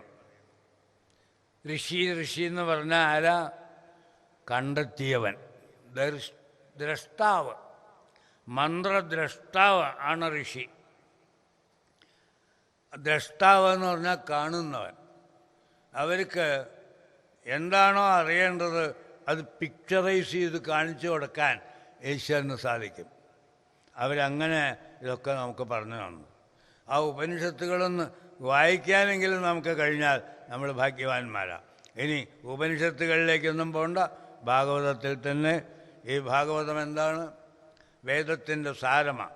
നിഗമ കൽപ്പതരോർ ഗളിതം ഫലം ശുഖമുഖാദമൃതദ്രവ സംയുതം പിബത ഭാഗവതം രസം ആ ലയം. ലയം, പരമാത്മാവിൽ ലയിക്കുന്നത് വരെ തുടർന്ന് ഈ ഭാഗവത അമൃതത്തെ പാനം ചെയ്തോളേ എന്നാണ്. ബ്രഹ്മാവ് പൊടി വലിക്കാനെടുത്തത് 1 മിനിറ്റ്. പൊടി വലിച്ച് കർച്ചീഫ് കൊണ്ട് മൂക്ക് തുടച്ചില്ല. നോക്കിയപ്പോൾ ഉണ്ട് മൈതാനം നിറച്ച് കോപക്കുട്ടികളും പശുക്കിടാങ്ങളും. വാട്ട്സ് ഇംഗ്ലീഷൊന്നും പഠിക്കേണ്ട, അങ്ങേർക്ക് എല്ലാ ഭാഷയും അറിയാം. വാട്ട്സ് എവിടുന്ന് വന്നു ഇവരൊക്കെ എന്ന് ഞാൻ അടച്ചു വെച്ചതല്ലേ. വേഗം ചെന്ന് നോക്കിയപ്പോൾ അവരൊക്കെ അതേപടി. ഈ നീലാണ്ടൻ വാസൂട്ടിയൊക്കെ അതിൻ്റെ ഉള്ളിലുണ്ട്, ഈ വൈറ്റ് ലെവനൊക്കെ ഉണ്ട് അതിൻ്റെ ഉള്ളിൽ. അപ്പോഴാണ് അപ്പോൾ സത്യാഹാക്കെ ഇതരൊക്കെ ഏതാണ് ഡ്യൂപ്ലിക്കേറ്റ്, ഏതാണ് ഒറിജിനൽ? ഒറിജിനലാണ് താൻ അടക്കി വെച്ചത്. മൈതാനത്തിൽ കാണുന്നതും ഒറിജിനലായി തോന്നുന്നു. സത്യാഹാക്കെ ഇതരൊക്കെ ഒറിജിനൽ ഏതാണ്, ഡ്യൂപ്ലിക്കേറ്റ് ഏതാണ്? പാതി ഉശര് അങ്ങനെ അങ്ങോട്ട് കുറഞ്ഞു ബ്രഹ്മാവിന്. ബ്രഹ്മാവിനെ ആരാണ് താനെന്ന് മനസ്സിലാക്കി കൊടുക്കണം എന്നേ ഉണ്ടായിരുന്നുള്ളൂ ഭഗവാൻ കൃഷ്ണന്. അതുകൊണ്ട് മത്സരമൊന്നുമില്ല, മത്സരബുദ്ധിയൊന്നുമില്ല ഭഗവാൻ. അവിടെ പാവം സത്യാഹാക്കെ ഇതരൊക്കെ എന്ന് അറിയാണ്ട പാവം പരിഭ്രമിക്കുക. ഉടനെ സത്യം എന്താണെന്ന് അങ്ങോട്ട് കാണിച്ചു കൊടുത്തു. എന്താ സത്യം? കാണുന്നതെല്ലാം കൃഷ്ണൻ, വിഷ്ണു സ്വരൂപം. മിന്നം പൊന്നിൻ കിരീടം തരിവളകടകം കാഞ്ചിപൂഞ്ചേലമാല ധന്യശ്രീവത്സ സത്കൗസ്തുഭമിടകലരും ചാരുദോരന്തരാളം ശംഖം ചക്രം ഗദാ പങ്കജം ഇവ വിലസം 4 തൃക്കൈകളോടെ സങ്കീർണ ശ്യാമവർണം ഹരിവപുരമലം പൂരയേൻ മംഗളം വഹാ. സകലരും വിഷ്ണു സ്വരൂപന്മാർ. ഒരു മിനിറ്റ് മുമ്പ് വാസൂട്ടി നീലാണ്ടനൊക്കെ ആയിരുന്നവർ ഇപ്പോൾ വിഷ്ണുവായി. സമസ്താപരാധം ക്ഷമസ്വ അഖിലേശ എന്ന് പറഞ്ഞ അങ്ങോട്ട് സാട്ടാങ്കം നമസ്കരിച്ച് എണീറ്റപ്പോൾ പോരാ തോന്നി. പിന്നെ നമസ്കരിച്ചു. പ്രണമ്യ ഉത്ഥായ പ്രണമ്യ ഉത്ഥായ. നമസ്കരിക്കുക എണീക്കുക, നമസ്കരിക്കുക എണീക്കുക. മതിയായില്ല എന്ന്. ഞാൻ ചെയ്ത വിഡ്ഢിത്തരത്തിന് പ്രായശ്ചിത്തം ഇതൊന്നും പോരാ. മതി എന്ന് ഭഗവാൻ. പോരാ പ്രണമ്യ ഉത്ഥായ. ഒടുവ് സ്തുതിക്കാൻ തുടങ്ങി. നമ്മുടെ ഇന്നത്തെ വിഷയത്തിൽ ഓർമ്മിക്കേണ്ട ഒന്നാണ് ബ്രഹ്മസ്തുതി. സ്തുതികളുടെ ഒരു ബൊക്കെയാണ് ഭാഗവതം. കുന്തിസ്തുതി മുതൽ ആരംഭിച്ച് അവസാനം നമുക്ക് ബ്രഹ്മസ്തുതി ദേവസ്തുതിയൊക്കെ കാണും. മാർക്കണ്ഡേയ സ്തുതി വരെ ദ്വാദശസ്കന്ധത്തിൽ. എന്തിനാണ് ഇങ്ങനെ സ്തുതി നിബന്ധിച്ചത്? ഭഗവാനെ അറിയാൻ. ലീലകൾ അറിഞ്ഞല്ലോ, ആ ലീലകളുടെ താല്പര്യവും അറിയണ്ടേ, അതിനാണ് സ്തുതി. ലീലകൾ കണ്ട് രസിക്കാം, ഒരർത്ഥ മനസ്സോടെ നമ്മൾ ആസ്വദിക്കും. അവിടെ ഭഗവത് വൈഭവം അത്രയും അങ്ങോട്ട് ഉൾക്കൊണ്ടുവെന്ന് വരില്ല. അതിനാണ് സ്തുതി. എല്ലാവരും പ്രഹ്ലാദൻ സ്തുതിക്കുന്നുണ്ട്. എന്ത് ക്വാളിഫിക്കേഷനാണ്! ഏത് എഡ്യൂക്കേഷണൽ ഇൻസ്റ്റിറ്റ്യൂട്ടിലാണ് ഇവരൊക്കെ പഠിച്ചത്? ധ്രുവനും പ്രഹ്ലാദനുമൊക്കെ എന്തൊരു ഗംഭീരൻ സ്തോത്രങ്ങളാണ്! എങ്ങനെ സാധിച്ചു? ഭഗവാൻ അകത്തിരിപ്പുണ്ട്. തുടങ്ങൂ എന്ന് ഭഗവാൻ സങ്കല്പിച്ചു. തുടങ്ങി. യോന്തപ്രവിശ്യ മമവാചമിമാം പ്രസുപ്താം. അണക്കെട്ടിലെ ചേർപ്പ് തുറന്ന പോലെയാ ധ്രുവൻ്റെ നാവിൽ നിന്ന് സ്തോത്രം. 5 വയസ്സേ ആയിട്ടുള്ളൂ. കഷായം കൊടുക്കാൻ കണ്ണിൽ മരുന്നൊഴിക്കാൻ കണ്ണ് തുറക്കാൻ പറഞ്ഞാൽ എന്ന് വായ തുറക്കണ പ്രായം എന്ന് പറയില്ലേ? കണ്ണ് തുറക്കാൻ പറഞ്ഞാൽ വായ തുറക്കണ പ്രായം. ആ പ്രായത്തിലാണ് പറയണത്. യോ അന്തപ്രവിശ്യ മമവാചമിമാം പ്രസുപ്താം. ഭഗവാനെ 5 മാസം കൊണ്ട് പ്രത്യക്ഷീകരിച്ച ധ്രുവന് വിശ്വസിക്കാൻ കഴിയുന്നില്ല. എന്തൊരു മഹത്തായ രൂപം, എന്തൊരു മഹാഭാഗ്യം! എന്തൊക്കെയോ പറയണമെന്നുണ്ട്, തിക്കി വിക്കി വരുന്നുണ്ട് വാക്കുകൾ. ഇവിടെ വെച്ച് തടയുക. ആ തടഞ്ഞ വാക്കുകളെ പുറത്തേക്ക് റിലീസ് ചെയ്യാൻ ഭഗവാൻ എന്ത് ചെയ്തു? ദരേണ ആദരേണ. കയ്യിലുള്ള ശംഖം കൊണ്ട് ആ ചെവിന്ന് പിടിച്ച് ഈ കവിളത്തൂടി ഇങ്ങനെ താടി വരെ വന്ന് തഴി. പിന്നെ അങ്ങോട്ട് തുടങ്ങി ധ്രുവൻ. പ്രഹ്ലാദനോ അതിഗംഭീരൻ സ്തോത്രം. ഇവരൊന്നും വലിയ യൂണിവേഴ്സിറ്റി ഡിഗ്രി പഠിച്ചവരൊന്നും അല്ല. എന്താ പ്രഹ്ലാദൻ്റെയൊക്കെ സ്തോത്രം? പണ്ഡിതന്മാർക്ക് പോലും വ്യാഖ്യാനിക്കാൻ സമയം പിടിക്കും, അത്ര വലിയ സ്തോത്രമാണ്. ഭഗവാന് ഇവരെല്ലാവരും സ്തുതിച്ചിട്ട് അങ്ങേ കോപം ശമിപ്പിച്ച് സന്തുഷ്ടനാക്കാൻ പറ്റിയില്ല. എന്നിട്ടാണോ ഞാൻ സ്തുതിച്ചിട്ട് അങ്ങ് സന്തോഷിക്കാൻ പോണത്? ഇങ്ങനെയാണ് തുടങ്ങണത്. എന്നാലും എനിക്കൊരു പ്രതീക്ഷയുണ്ട്. ഒന്നും അറിയാത്തവരെയാണ് ഭഗവാൻ നന്നായിട്ട് അനുഗ്രഹിക്കുക. എനിക്ക് ഒരു കൂട്ടമൊക്കെ അറിയാം എന്ന് പറഞ്ഞാൽ അതടങ്ങിയിട്ടാവാം ഞാൻ വരാൻ എന്ന് പറയും. അതുകൊണ്ട് എപ്പോഴും ശരണാഗത ഭാവമാണ് ഭഗവാനെ കിട്ടാനുള്ള ഏറ്റവും നല്ല വഴി. ഇത്തിരി ഒരു അഹങ്കാരമുണ്ടോ? ഈയം പൂശുന്നവരൊക്കെ പഴയ ഈയമൊക്കെ ഉരച്ച് കളയില്ലേ? കംപ്ലീറ്റ് വരയ്ക്കും. ഒരു ഇത്തിരി ഈയം ബാക്കിയുണ്ടെങ്കിൽ ഈയം പിടിക്കില്ല ശരിക്കും. അതുപോലെയാ അഹങ്കാരത്തിൻ്റെ ഒരു കണികയുണ്ടോ? അതിനാണ് ശരണം ശരണം എന്ന് പറയുന്നത്. അനന്യാഹ ചിന്തയന്തോ മാം യേ ജനാഃ പര്യുപാസത്തെ തേഷാം നിത്യാഭിയുക്താനാം യോഗക്ഷേമം വഹാമ്യഹം. സംശയമേ വേണ്ട. എങ്ങനെ വേണം ആളുകൾ എന്നെ സമീപിക്കാൻ? പലതിൻ്റെ കൂട്ടത്തിൽ ഭഗവാനെയും ഓർക്കുക. അങ്ങനെയല്ല, അനന്യാഹ, നോബഡി എൽസ്. എൻ്റെ ചിന്താവിഷയം ഒന്ന് മാത്രം. അനന്യാഹ ചിന്തയന്തോ മാം യേ ജനാ പര്യുപാസത്തെ. അപ്പോൾ ബ്രഹ്മാവിന് സ്തുതിക്കുക. ബ്രഹ്മാവ് സ്തുതിക്കുക എന്ന് പറഞ്ഞാൽ അത്ഭുതമില്ല. കാരണം ബ്രഹ്മാവൊക്കെ എത്രയോ ഭഗവാനിൽ നിന്ന് അനുഗ്രഹം വാങ്ങി തപശക്തിയൊക്കെയുള്ള ആളാണ്. അദ്ദേഹം സ്തുതിച്ചാൽ അതിൽ അത്ഭുതമില്ല. എങ്കിലും ഗംഭീരമായ ഒരു സ്തോത്രമാണ്. അതിലെ ചില ശ്ലോകങ്ങൾ നമുക്ക് ചിന്താമധുരമാണ്. ബ്രഹ്മാവിനെ തന്നെ എങ്ങനെ സ്തുതിക്കാമെങ്കിൽ നമ്മളെ എങ്ങനെ സ്തുതിക്കണം എന്ന് തോന്നില്ലേ ഇത് കേൾക്കുമ്പോൾ? നൗമി, ഞാനിതാ ഭഗവാനെ നമസ്കരിക്കുന്നു. നൗമി ഈഡ്യ തേ അഭ്രവപുഷേ തടിദംബരായ. തടിത്ത് മിന്നൽ, മിന്നൽ പിണര് പോലെയുള്ള വസ്ത്രം ധരിച്ച, തിളങ്ങുന്ന പീതാംബരമെടുത്ത, അഭ്രവപുഷേ, അഭ്രം ച മേഘം, മേഘത്തിൻ്റെ നിറം, കാർമേഘത്തിൻ്റെ നിറം. പൊതുവേ കറുപ്പ് പൊതുവേ ആളുകൾക്ക് അത്ര ഇഷ്ടമല്ല. നിറം പോരാ, നിറം പോരാ. ഭഗവാൻ എന്താ ചോദിച്ചാൽ എനിക്ക് ആ നിറ വേണ്ട. അഭ്രം നമുക്കൊരു വാഗ്ദാനം ചെയ്യുന്നുണ്ട്. ഞാൻ വന്നു കേട്ടോ നിങ്ങളുടെ ജലക്ഷാമം തീർക്കാൻ. ഈ ഒരു പ്രോമിസ്, ഈ ഒരു വാഗ്ദാനമുണ്ട്. വെൺമേഘങ്ങൾക്കതില്ല. വെൺമേഘങ്ങൾക്ക് അലഞ്ഞു നടക്കാനേ പറ്റൂ, നിൽക്കാൻ പറ്റില്ല. ഇതിന് നിൽക്കാം. മരങ്ങൾ താഴുന്നു പലാഗമത്തിനാൽ, പരം നമിക്കുന്നു ഘനം നവാമ്പുവാൽ. വെള്ളം കൂടുതൽ നിറഞ്ഞാൽ മേഘം കീഴ്പ്പെട്ട് ഇറങ്ങുകയാണ്, പറക്കില്ല. കൃഷ്ണഗാഥയിൽ ചെറുശ്ശേരിയുടെ ഒരു ഭാവനയാണ്.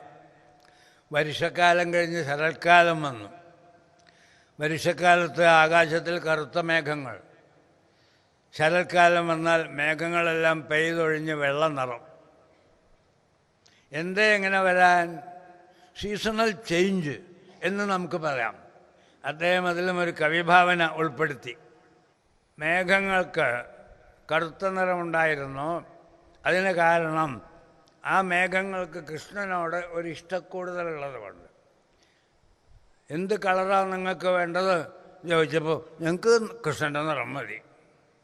അങ്ങനെ ഒരു ചോദിച്ചു വാങ്ങിയതാ കറുത്ത നിറം. പക്ഷേ ഒരു സങ്കടം എന്താ വെച്ചാൽ ബലരാമനുണ്ടല്ലോ അവിടെ, ബലരാമന് വെള്ള നിറമാണ്. ബലരാമനൊരു കുണ്ഠിതം. മേഘങ്ങളെ നോക്കിയിട്ട് നിങ്ങൾക്കൊക്കെ കൃഷ്ണൻ്റെ നിറമല്ലേ വേണ്ടു, എൻ്റെ നിറം വേണ്ടല്ലോ, എൻ്റെ നിറം വേണ്ടല്ലോ എന്നിങ്ങനെ ബലരാമൻ സങ്കടപ്പെടുന്നുണ്ടോ എന്ന് തോന്നിയിട്ട് മേഘങ്ങൾ സ്വയം വെളുത്ത് ചമഞ്ഞു എന്ന്. നമ്മൾ അവശ്യം വായിച്ചിരിക്കേണ്ട ഒരു പുസ്തകമാണ് കൃഷ്ണഗാഥ. ഇത്ര മനോഹരമായൊരു കൃഷ്ണകാവ്യം വേറെയില്ല. പക്ഷെ എന്താ കുഴപ്പച്ച, ആധുനിക മലയാളിക്ക് കൃഷ്ണഗാഥ മനസ്സിലാക്കാൻ ഇത്തിരി ബുദ്ധിമുട്ടുണ്ട്. അത് 400-500 കൊല്ലം മുമ്പ് എഴുതിയതാണ്. എഴുത്തച്ഛൻ്റെ കാലമായപ്പോഴേക്കും ഭാഷയ്ക്കൊരു പുതുമ വന്നു. ഇന്ന് നമ്മൾ ആ ഭാഷയെ അംഗീകരിക്കണം. അതിനു മുമ്പുള്ള ഭാഷയിൽ നമുക്ക് കംസനെയൊക്കെ കഞ്ചൻ കഞ്ചൻ എന്ന് പറയും. അതിൽ പല വാക്കുകളും നമ്മുടെ ഇന്നത്തെ പ്രയോഗത്തിലില്ല. അതുകൊണ്ട് ആളുകൾ കൃഷ്ണഗാഥയാണ് നമുക്ക് മനസ്സിലാവില്ല എന്ന് പറഞ്ഞ് വിടാണ്ട് അത് വായിച്ചാൽ നല്ലൊരു സുഖമാണ്. രുക്മിണിയെ വർണ്ണിക്കുക, അർത്ഥം ഒപ്പം പറയാൻ ആളുണ്ടാവണം, എന്നാലേ മനസ്സിലാവും. അല്ലീനെ വെല്ലുവാൻ വല്ലൂമി പൂഞ്ചായൽ, വില്ലീനെ വെല്ലുവാൻ വല്ലും ചില്ലി. ഈശ്വര, ഞാൻ ഫ്രഞ്ചൊന്നും പഠിച്ചിട്ടില്ലല്ലോ. ഫ്രഞ്ചല്ല, മലയാള. ഇതോ മലയാളം? ഇത് ചെറുശ്ശേരി എഴുതിയതാണ്. ചിറക്കൽ എന്ന് പറഞ്ഞാൽ കണ്ണൂർ ജില്ലയാണ്. അത് പറഞ്ഞിട്ട് കാര്യമില്ല, അദ്ദേഹം അക്കാലത്ത് പ്രയോഗത്തിലുള്ളതാണ്. അല്ലീനെ വെല്ലുവാൻ വല്ലൂമി പൂഞ്ചായൽ. രുക്മിണിയുടെ തലമുടി എങ്ങനെയിരിക്കുന്നു? അല്ലിനെ വെല്ലുവാൻ വല്ലും.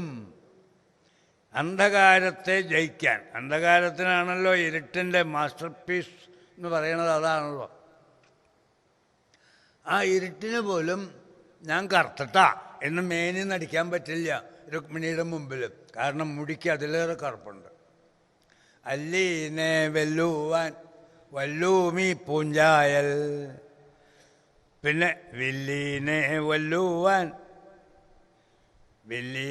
വെല്ലുവാൻ വല്ലും ചില്ലി. ചില്ലീച്ച പുരികം. പുരികം എങ്ങനെ? വില്ലിനെ ജയിക്കാൻ. വില്ല് നമുക്ക് മനസ്സിലാവും, വെല്ലല് കഷ്ടിച്ച് മനസ്സിലാവും, ചില്ലി മനസ്സിലാവുകയില്ല. പക്ഷേ ഒന്ന് മെനക്കെട്ടാൽ അനുഭവിച്ചുകൊണ്ടേയിരിക്കാം.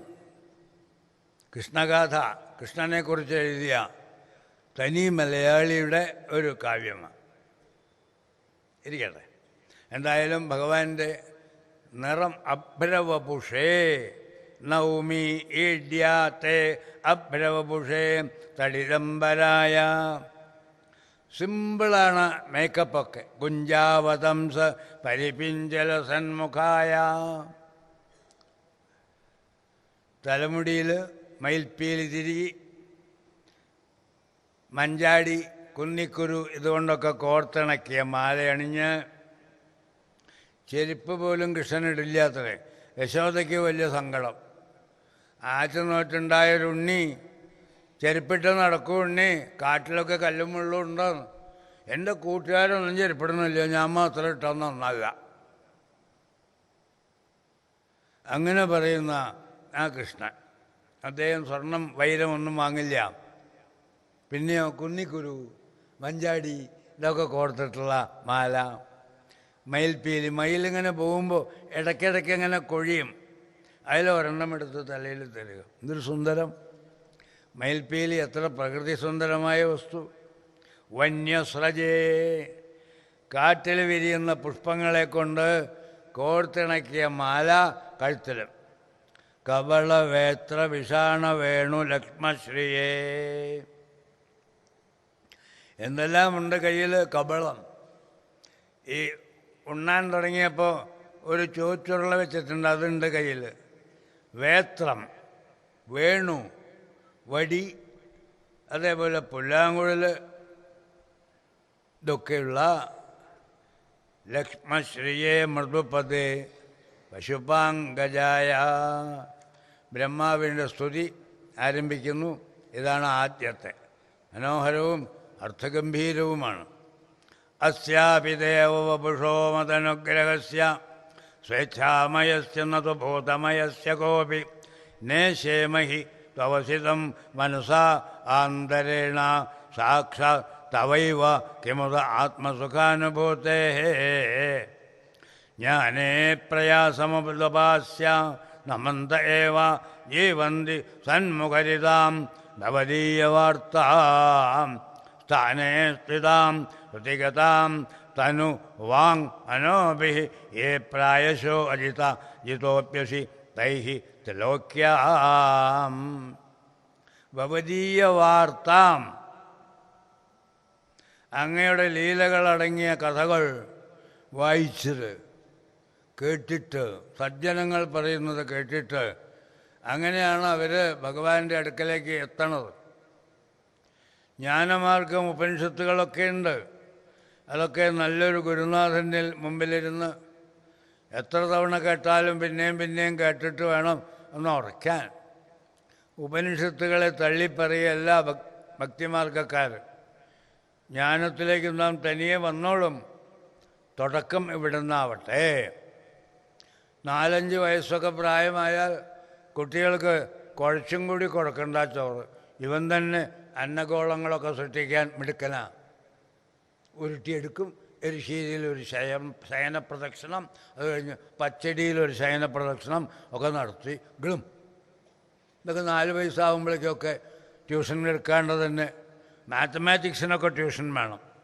അന്നഗോള നിർമ്മാണത്തിന് ട്യൂഷനൊന്നും വേണ്ട. ഇത് തന്നെത്താൻ വരുന്നതാണ്. ആ കുട്ടി ഒരു വയസ്സിൻ്റെ ഉള്ളിൽ ആവുമ്പോൾ അങ്ങനെ അന്നഗോളമൊന്നും കൊടുത്താൽ ദഹിക്കില്ല. അവന് ആ പ്രായത്തിന് തക്കവണ്ണം മുലപ്പാൽ, പിന്നെ കുറുക്കിയത്, ഇങ്ങനെയാണല്ലോ നമ്മൾ കുട്ടികളെ ആഹാരം ഉൾക്കൊള്ളാൻ പഠിപ്പിക്കുന്നത്. ജ്ഞാനേ പ്രയാസമുദപാസ്യ നമന്ത ഏവ ജീവന്തി സന്മുഖരിതാം ഭവദീയവാർത്താം. സജ്ജനങ്ങൾക്ക് എന്താ ജോലി? അവരറിഞ്ഞ് അനുഭവിച്ച ഈശ്വര മഹിമകൾ 4 ആളെ കേൾപ്പിക്കുക. നാരദന് അതന്നെയാ പണി, ഫുൾ ടൈം അതാണ്. അങ്ങനെയുള്ള അവിടുത്തെ ഞാനിതാ പ്രണമിക്കുന്നു. ശ്രേയസ്രുതിം ഭക്തിമുദസ്യത്തെ വിഭോ ക്ലിശ്യന്തി യേ കേവലബോധലബ്ധയേ. കേവലബോധം, ജ്ഞാനം. ഞാൻ ചെയ്യുകയാണെങ്കിൽ ജ്ഞാനത്തിലെത്തും. 10 മൈൽ സഞ്ചരിക്കുന്നവന് ഒറ്റയടിക്ക് 10ാമത്തെ മൈൽ സ്റ്റോണിൽ ചെന്ന് നിൽക്കാൻ പറ്റുമോ? 1 അടി, 2 അടി, 3 അടി, 4 അടി അങ്ങനെ വേണ്ടേ പോവാൻ? സന്ധ്യയായി, ഒരാൾക്കൊരു യാത്ര ചെയ്യണം. റാന്തലൊക്കെ കത്തിച്ച് വെച്ചു. ഒരു വടിയുമുണ്ട് കയ്യിൽ. വല്ല പട്ടിയോ മറ്റേ വന്നാൽ വരട്ടാൻ. സന്ധ്യ മയങ്ങിയിരിക്കണു. ആരോ വന്നു. എന്താ അങ്ങനെ ഇരിക്കണേ ചോദിച്ചു. എനിക്ക് കുറേ ദൂരം പോകേണ്ടതാ, അതിനെപ്പറ്റി ആലോചിച്ചിട്ട് അന്തം കിട്ടണില്ല എന്നാ പറഞ്ഞത്. എന്താ ആലോചിക്കണേ? 10 കിലോമീറ്റർ പോണ്ടേ? അതാണ് ആലോചിക്കണത്. അതിനിങ്ങനെ ഇരുന്നാൽ എത്തുമോ? ഇരിക്കുക അങ്ങനെ. 10 കിലോമീറ്റർ പോകണം, 10 കിലോമീറ്റർ പോകണം, 10 കിലോമീറ്റർ പോകണം. ഇതൊന്നല്ല, മറ്റേ രത്നാകരന് രാമനാമം മരാമരാ ജപിച്ചപ്പോൾ തന്നെ കിട്ടി അനുഗ്രഹം. അതുപോലെ എനിക്ക് 10 കിലോമീറ്റർ പോകണം എന്ന് പറഞ്ഞ് റാന്തലും കത്തിച്ച് തിരി താഴ്ത്തി അവിടെ ഇങ്ങനെ ഇരിക്കുക. ഇത്തിരി കഴിഞ്ഞ് കണ്ണ് തുറന്നു. അപ്പം ഉണ്ട് 10ാമത്തെ കിലോമീറ്റർ മൈൽ സ്റ്റോണിലെത്തി ഉണ്ടാവുക. അപ്പോൾ വന്ന ആൾ പറഞ്ഞു, അതേ ഇരുന്നാൽ പറ്റില്ല. ഇല്ല, എണീക്കാം. പക്ഷെ എണീറ്റാൽ എന്താ കാര്യം? വിളക്കിൻ്റെ പ്രകാശം 1 അടി ദൂരത്തേക്ക് എത്തുന്നുള്ളൂ. ഞാൻ നോക്കിയതാ. എന്ത് നോക്കി? വിളക്കെടുത്തിട്ട് 1 അടി മുന്നോട്ട് വെച്ചു. അപ്പം എന്താ ഉണ്ടായേ? 1 അടി വെളിച്ചം കിട്ടി. ഇങ്ങനെയാണെങ്കിൽ 10 കിലോമീറ്റർ എങ്ങനെയാണ് വെളിച്ചം എത്തിക്കുക? ഈ 1 അടി വെച്ച പോലെ 1 അടിയും കൂടി വെച്ചുകൂടെ? അത് വയ്ക്കാം. ഉളുക്കുണ്ടോ മുട്ടിന്? ഇല്ല, എന്നാൽ വെച്ചോളൂ. വെച്ചപ്പോൾ എന്താ തോന്നുന്നത്? 1 അടിയും കൂടി വെളിച്ചം കിട്ടി. ഇല്ലേ, എന്നാൽ 1 അടിയും കൂടി വയ്ക്കൂ. ഇങ്ങനെ വെച്ചുകൊണ്ട് പോയാൽ 10ാമത്തെ കിലോമീറ്ററിൻ്റെ മൈൽ സ്റ്റോണിലെത്താം. അത് നല്ല വിദ്യ കേട്ടോ. വിദ്യയൊന്നും അല്ല, പ്രാക്ടിക്കലത്. ഇതിനിപ്പോൾ ബ്രഹ്മവിദ്യ എന്നൊന്നും പറയണ്ട. മെല്ലെ മെല്ലെ ശ്രേയശ്രുതിം ഭക്തിമുദസ്യതേ വിഭോ ക്ലിശ്യന്തിയെ കേവലബോധലബ്ധയേ. ഭക്തിയെ ഒന്ന് ഉദാസീനപ്പെടുത്തി ജ്ഞാനമാർഗത്തെ ഉയർത്തിക്കാണിക്കുന്നുണ്ട്. തേഷാമസൗ ക്ലേശല ഏവ ശിഷ്യതേ. അത് കഷ്ടമാണ്. അതിനൊരു ഉദാഹരണം, പുരാണങ്ങൾ നല്ല കവിതയാണ്. കവിത എന്ന് പറഞ്ഞാൽ എന്താ? പറയുന്ന കാര്യങ്ങളെ രസിപ്പിക്കുന്ന വിധത്തിൽ പറയുക. അതിന് ഉദാഹരണങ്ങൾ വേണം, അലങ്കാരങ്ങൾ വേണം.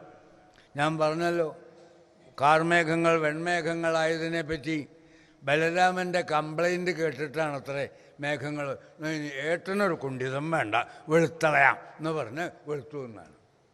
അങ്ങനെ ഉണ്ടായോ? ബലരാമൻ കുണ്ഠിതപ്പെട്ടോ? അത് കവിയുടെ ഭാവനയാണ്. പക്ഷെ കേട്ട് കഴിഞ്ഞപ്പോൾ അത് തിരക്കില്ല കേട്ടോ. വർഷക്കാലം കഴിഞ്ഞ് ശരത്കാലം വന്നു, അസലായിട്ടുണ്ടത്. ചെറുശ്ശേരിയുടെ പ്രത്യേകത എന്താ വെച്ചാൽ വരിക്ക് വരി അലങ്കാരങ്ങൾ പറയും. അപ്പോൾ ചിലർക്കത് അങ്ങോട്ട് ഇഷ്ടാവില്ല. അപ്പോൾ അവരെന്താ ആക്ഷേപിച്ചു, ചെറുശ്ശേരിയുടെ എരിശ്ശേരിയിൽ കഷ്ണമില്ല എന്ന്. അല്ല, മൂത്ത ചേന കൊണ്ട് എരിശ്ശേരി വെച്ചാൽ അത് ഇളക്കുകയും കൂടി നല്ലോണം ചെയ്താൽ അതൊക്കെ അങ്ങോട്ട് കലങ്ങി കഷ്ണം കാണില്ല. അത് പരിഹാസമായിട്ടാണ് പറഞ്ഞത്. ചെറുശ്ശേരിയുടെ എരിശ്ശേരിയിൽ കഷ്ണമില്ല. കഷ്ണം വെച്ചാൽ കഥയില്ല, അലങ്കാരങ്ങളേ ഉള്ളൂ. തേങ്ങ വറുത്തിട്ടിട്ടുണ്ട്, അത് കാണാം, കഷ്ണം കാണാനില്ല. അലങ്കാരങ്ങളൊക്കെ കാണാം, കഥയില്ല. അങ്ങനെ അപ്പോൾ ഒരാൾക്ക് സഹിച്ചില്ല. അത് രസിക്കാൻ അറിഞ്ഞുകൂടാത്തവൻ്റെ വിവരക്കേട് ഇളക്കി നോക്കിയാൽ കാണാം എന്ന് പറഞ്ഞു. അതേ, കഷ്ണമൊക്കെ അടിയിലാണ് കിടക്കുക, ഒന്ന് ഇളക്കി നോക്കണം. കഥയും കവിതയും ഒക്കെ വായിക്കുമ്പോൾ 2-3 തവണ വായിക്കണം. 2-3 തവണ വായിക്കുമ്പോഴേ അടിയിൽ കിടക്കണ കാര്യങ്ങൾ അറിയും. ആദ്യത്തെ വായനയിൽ ഒന്നറിയാം, പിന്നെ വായിക്കുമ്പോഴാണ്. കൂരിരുട്ടിൻ്റെ കിടാത്തി എന്നാൽ സൂര്യപ്രകാശത്തിനൊറ്റ തോഴി, ചീത്തകൾ കൊത്തി വലിക്കുകയിലും ഏറ്റവും വൃത്തി വെടുപ്പിയെന്നോൾ. കാക്കയെ പറ്റിയൊരു കവിതയാണ് വൈലോപ്പിള്ളിയുടെ. ആരെങ്കിലും ഇങ്ങനെ ഒരു പ്രമേയം എടുക്കുമോ കവിതയ്ക്ക് വിഷയമായിട്ട്? കൂരിരുട്ടിൻ്റെ കിടാത്തി, കാക്കയ്ക്ക് എന്താ മേൽവിലാസം? അമ്മയല്ല, കൂരിരുട്ട്. കൂരിരുട്ട് പെറ്റ കുഞ്ഞാണ് കാക്ക. വലിയ മതിപ്പൊന്നും തോന്നില്ല. കൂരിരുട്ടിൻ്റെ കിടാത്തി എന്നാൽ സൂര്യപ്രകാശത്തിനൊറ്റ തോഴി.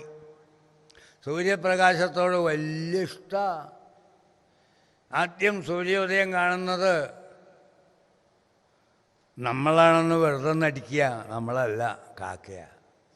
നമ്മൾ ചിലപ്പോൾ 7 മണി 8 മണി, ഞായറാഴ്ച 9-ന് മുമ്പ് വിളിക്കേണ്ട കേട്ടോ, എൻ്റെ പ്രകൃതം മാറും.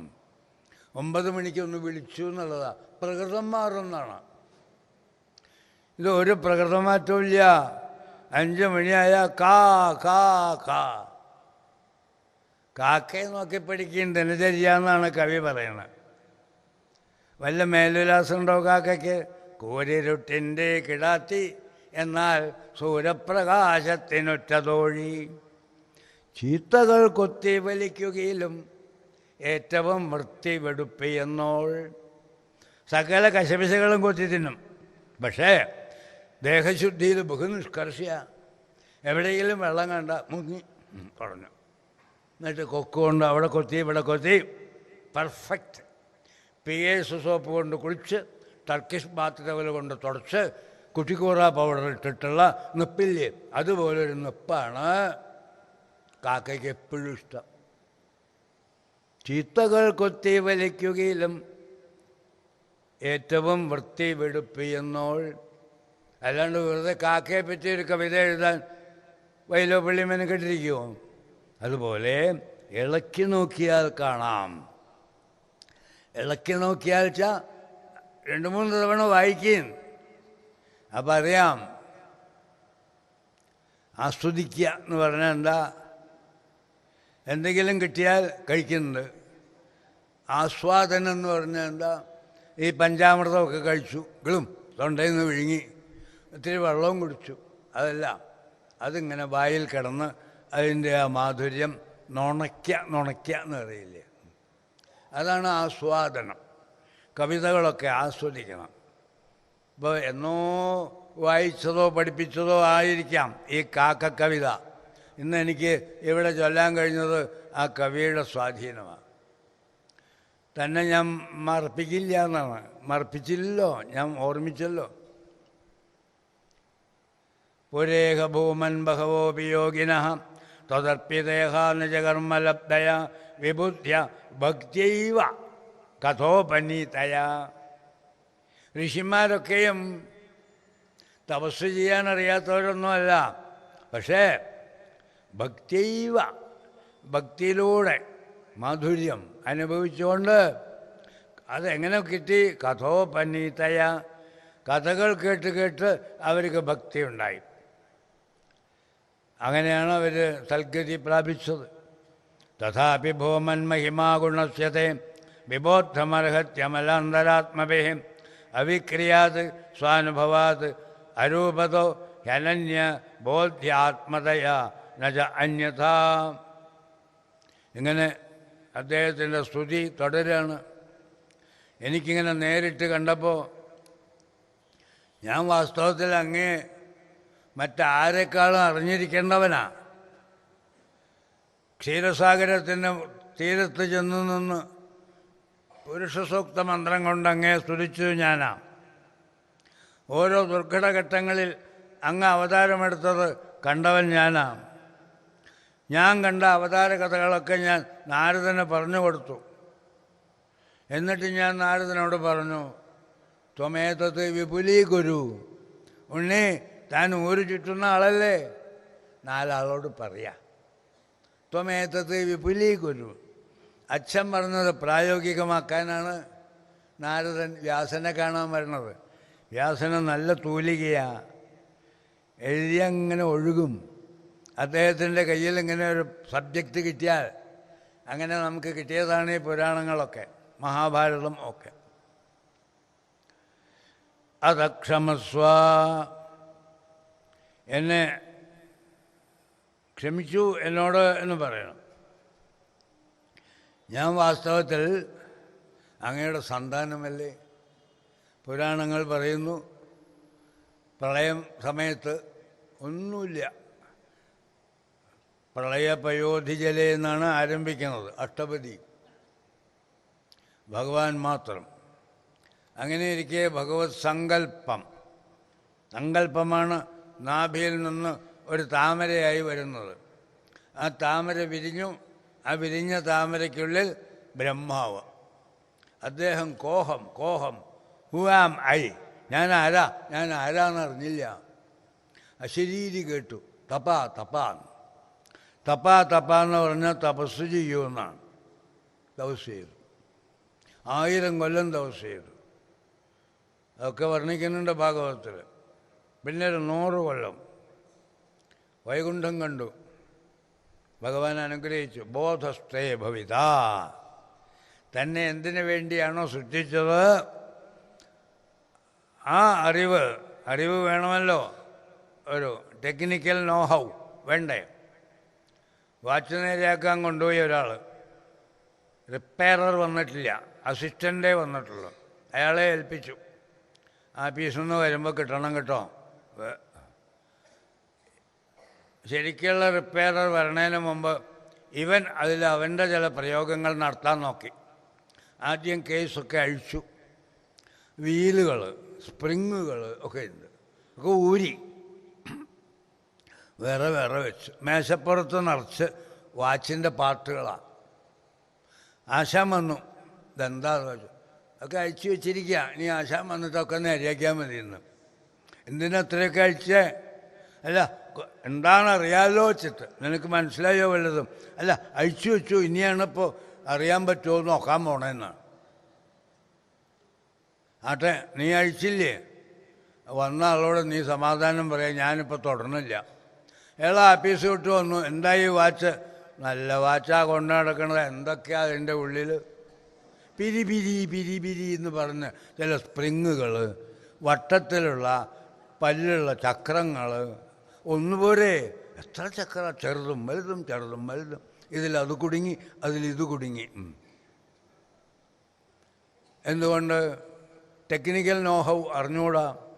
നേരെ മറിച്ച് മറ്റേ ആൾ കണ്ണിൽ ലെൻസ് പിടിപ്പിച്ചു, എന്നിട്ട് അയാൾക്ക് അധികം നോക്കണ്ട, ഏതോ ഒന്നോ രണ്ടോ പാർട്ടിൻ്റെ കേടുണ്ട്, അതെടുത്ത് മാറ്റി ക്ലീൻ ചെയ്തു കൊടുത്തു, ചാർജും പറഞ്ഞു, കാശ് വാങ്ങി. ബോധസ്ഥേ ഭവിത. പഞ്ചഭൂതങ്ങൾ നമ്മൾ കാണുന്നുണ്ടല്ലോ, നമുക്ക് ബ്രഹ്മാവിനെ പോലെ സൃഷ്ടിക്കാൻ പറ്റുന്നുണ്ടോ? നമുക്ക് തപശക്തിയില്ല. അതുകൊണ്ട് നമുക്ക് ബോധസ്ഥേ ഭവിത, നിനക്ക് ബോധമുണ്ടാകട്ടെ, നിൻ്റെ ഡ്യൂട്ടിയെപ്പറ്റി നിനക്ക് അറിവുണ്ടാവട്ടെ. ഫുൾ പ്രൂഫ് നോളജ്, അതാണ് ഭഗവാൻ കൊടുത്തത്. അങ്ങനെ ഞാൻ അങ്ങയുടെ സന്താനമാണ്. ആ സന്താനമായ ഞാൻ ഒരബദ്ധം കാണിച്ചാൽ അങ്ങ് ക്ഷമിക്കില്ലേ? ക്ഷമിക്കണ്ടേ? അവരുടെ ഉദാഹരണം പറയാം. ഉത്ക്ഷേപണം ഗർഭഗതസ്യ പാദയോ കിം കൽപ്പതേ മാതുഹോ അധോക്ഷജ ആഗസേ. ഗർഭം ധരിച്ചിരിക്കുന്ന അമ്മ, വയറ്റിൽ കിടക്കുന്ന ആ ഭ്രൂണം കുറച്ച് വളർച്ച പ്രാപിച്ചാൽ എന്നാൽ അങ്ങോട്ടും ഇങ്ങോട്ടുമൊക്കെ മൂവ് ചെയ്യുമ്പോൾ ഒരു പെയിൻ ഉണ്ടാവും. ഈ പെയിൻ വരുമ്പോൾ ഏതെങ്കിലും അമ്മ ഗർഭസ്ഥ ശിശുവിനെ നോക്കി, എന്നെ ഉപദ്രവിക്കണു അല്ലേ, ആട്ടെ നീ പുറത്തു വാ, നിനക്ക് വെച്ചിട്ടുണ്ട് എന്ന് ഏതെങ്കിലും ഒരമ്മ ഗർഭസ്ഥ ശിശുവിൻ്റെ ഉത്ക്ഷേപണം ഗർഭഗതസ്യ പാദയോ. കുട്ടിക്കറിയാമോ കാല് അമ്മയുടെ മേലെ മുട്ടണു, അമ്മയ്ക്ക് വേദനിക്കണു എന്ന്. അതുപോലെ കരുതിയാൽ മതി ഭഗവാനെ, ഞാൻ അങ്ങേ പരീക്ഷിക്കാൻ ചൊല്ലി പുറപ്പെട്ട ഈ പ്രവർത്തനം ശുദ്ധമേ മൂഢം. അങ്ങ് അമ്മ, ഞാൻ ശിശു. ശിശുവിൻ്റെ ഏത് കുറ്റവും അമ്മ പൊറുക്കുമല്ലോ. അങ്ങേപ്പോലൊരു മഹാമാതാവ് ആരുണ്ട്? ലോകത്തിൻ്റെ പിതാമഹൻ ഞാൻ. എനിക്ക് പിതൃസ്ഥാനം അങ്ങയ്ക്ക്. അങ്ങാണ് എല്ലാവരെയും പൊറുക്കേണ്ട ആൾ.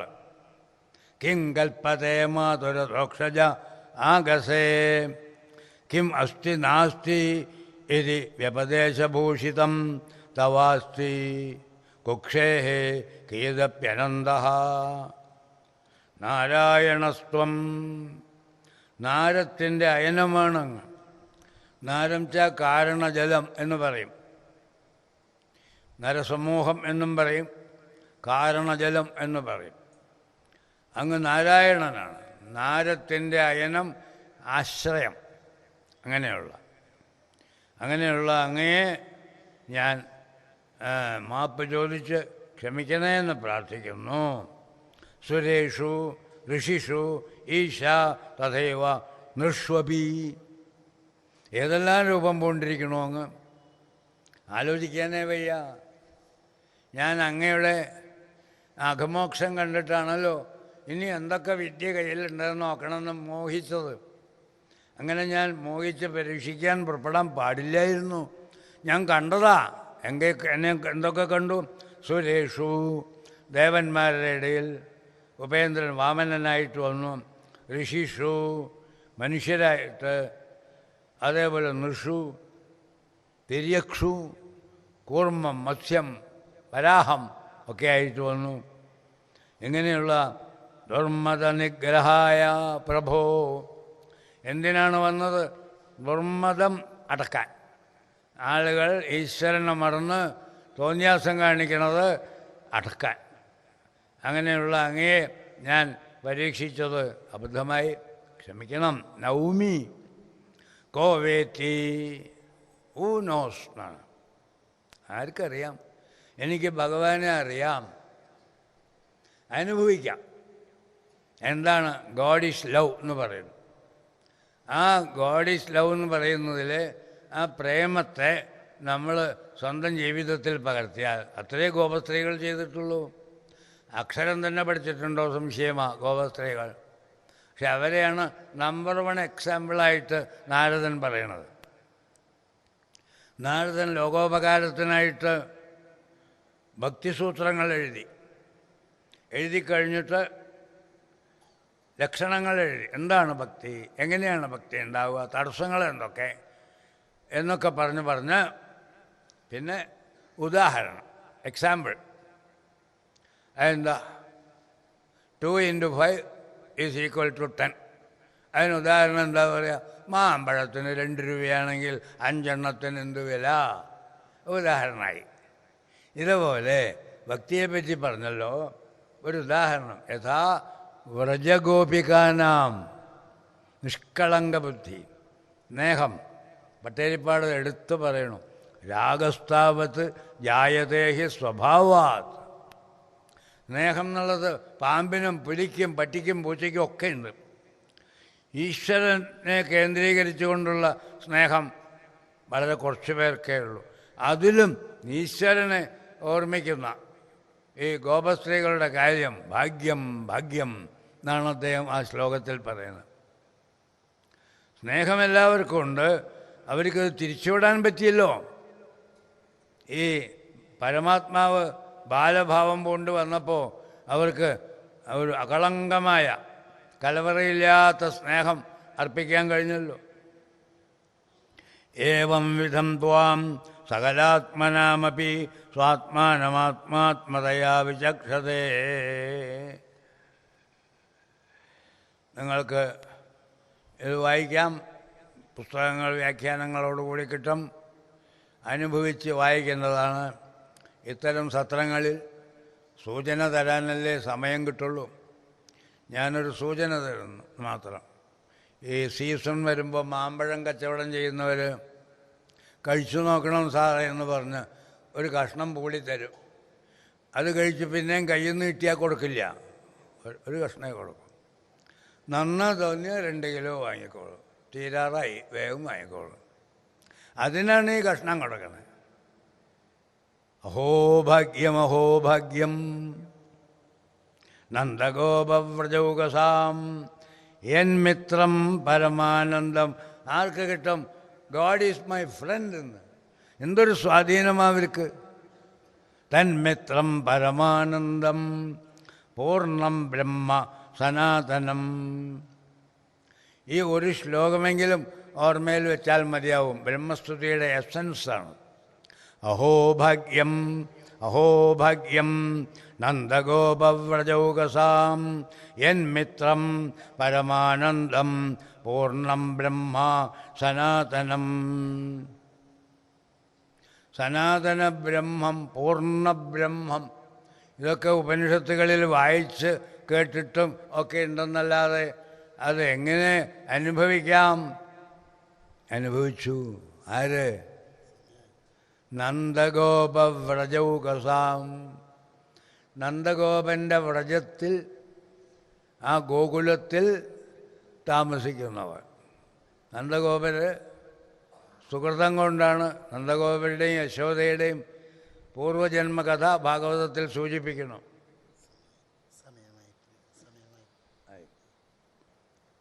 ഭാഗവതത്തിൽ സൂചിപ്പിക്കുക എങ്ങനെ ഇവർക്ക് ഈ 12 കൊല്ലം കൃഷ്ണനെ ലാളിക്കാൻ പറ്റിയെന്നാണ്.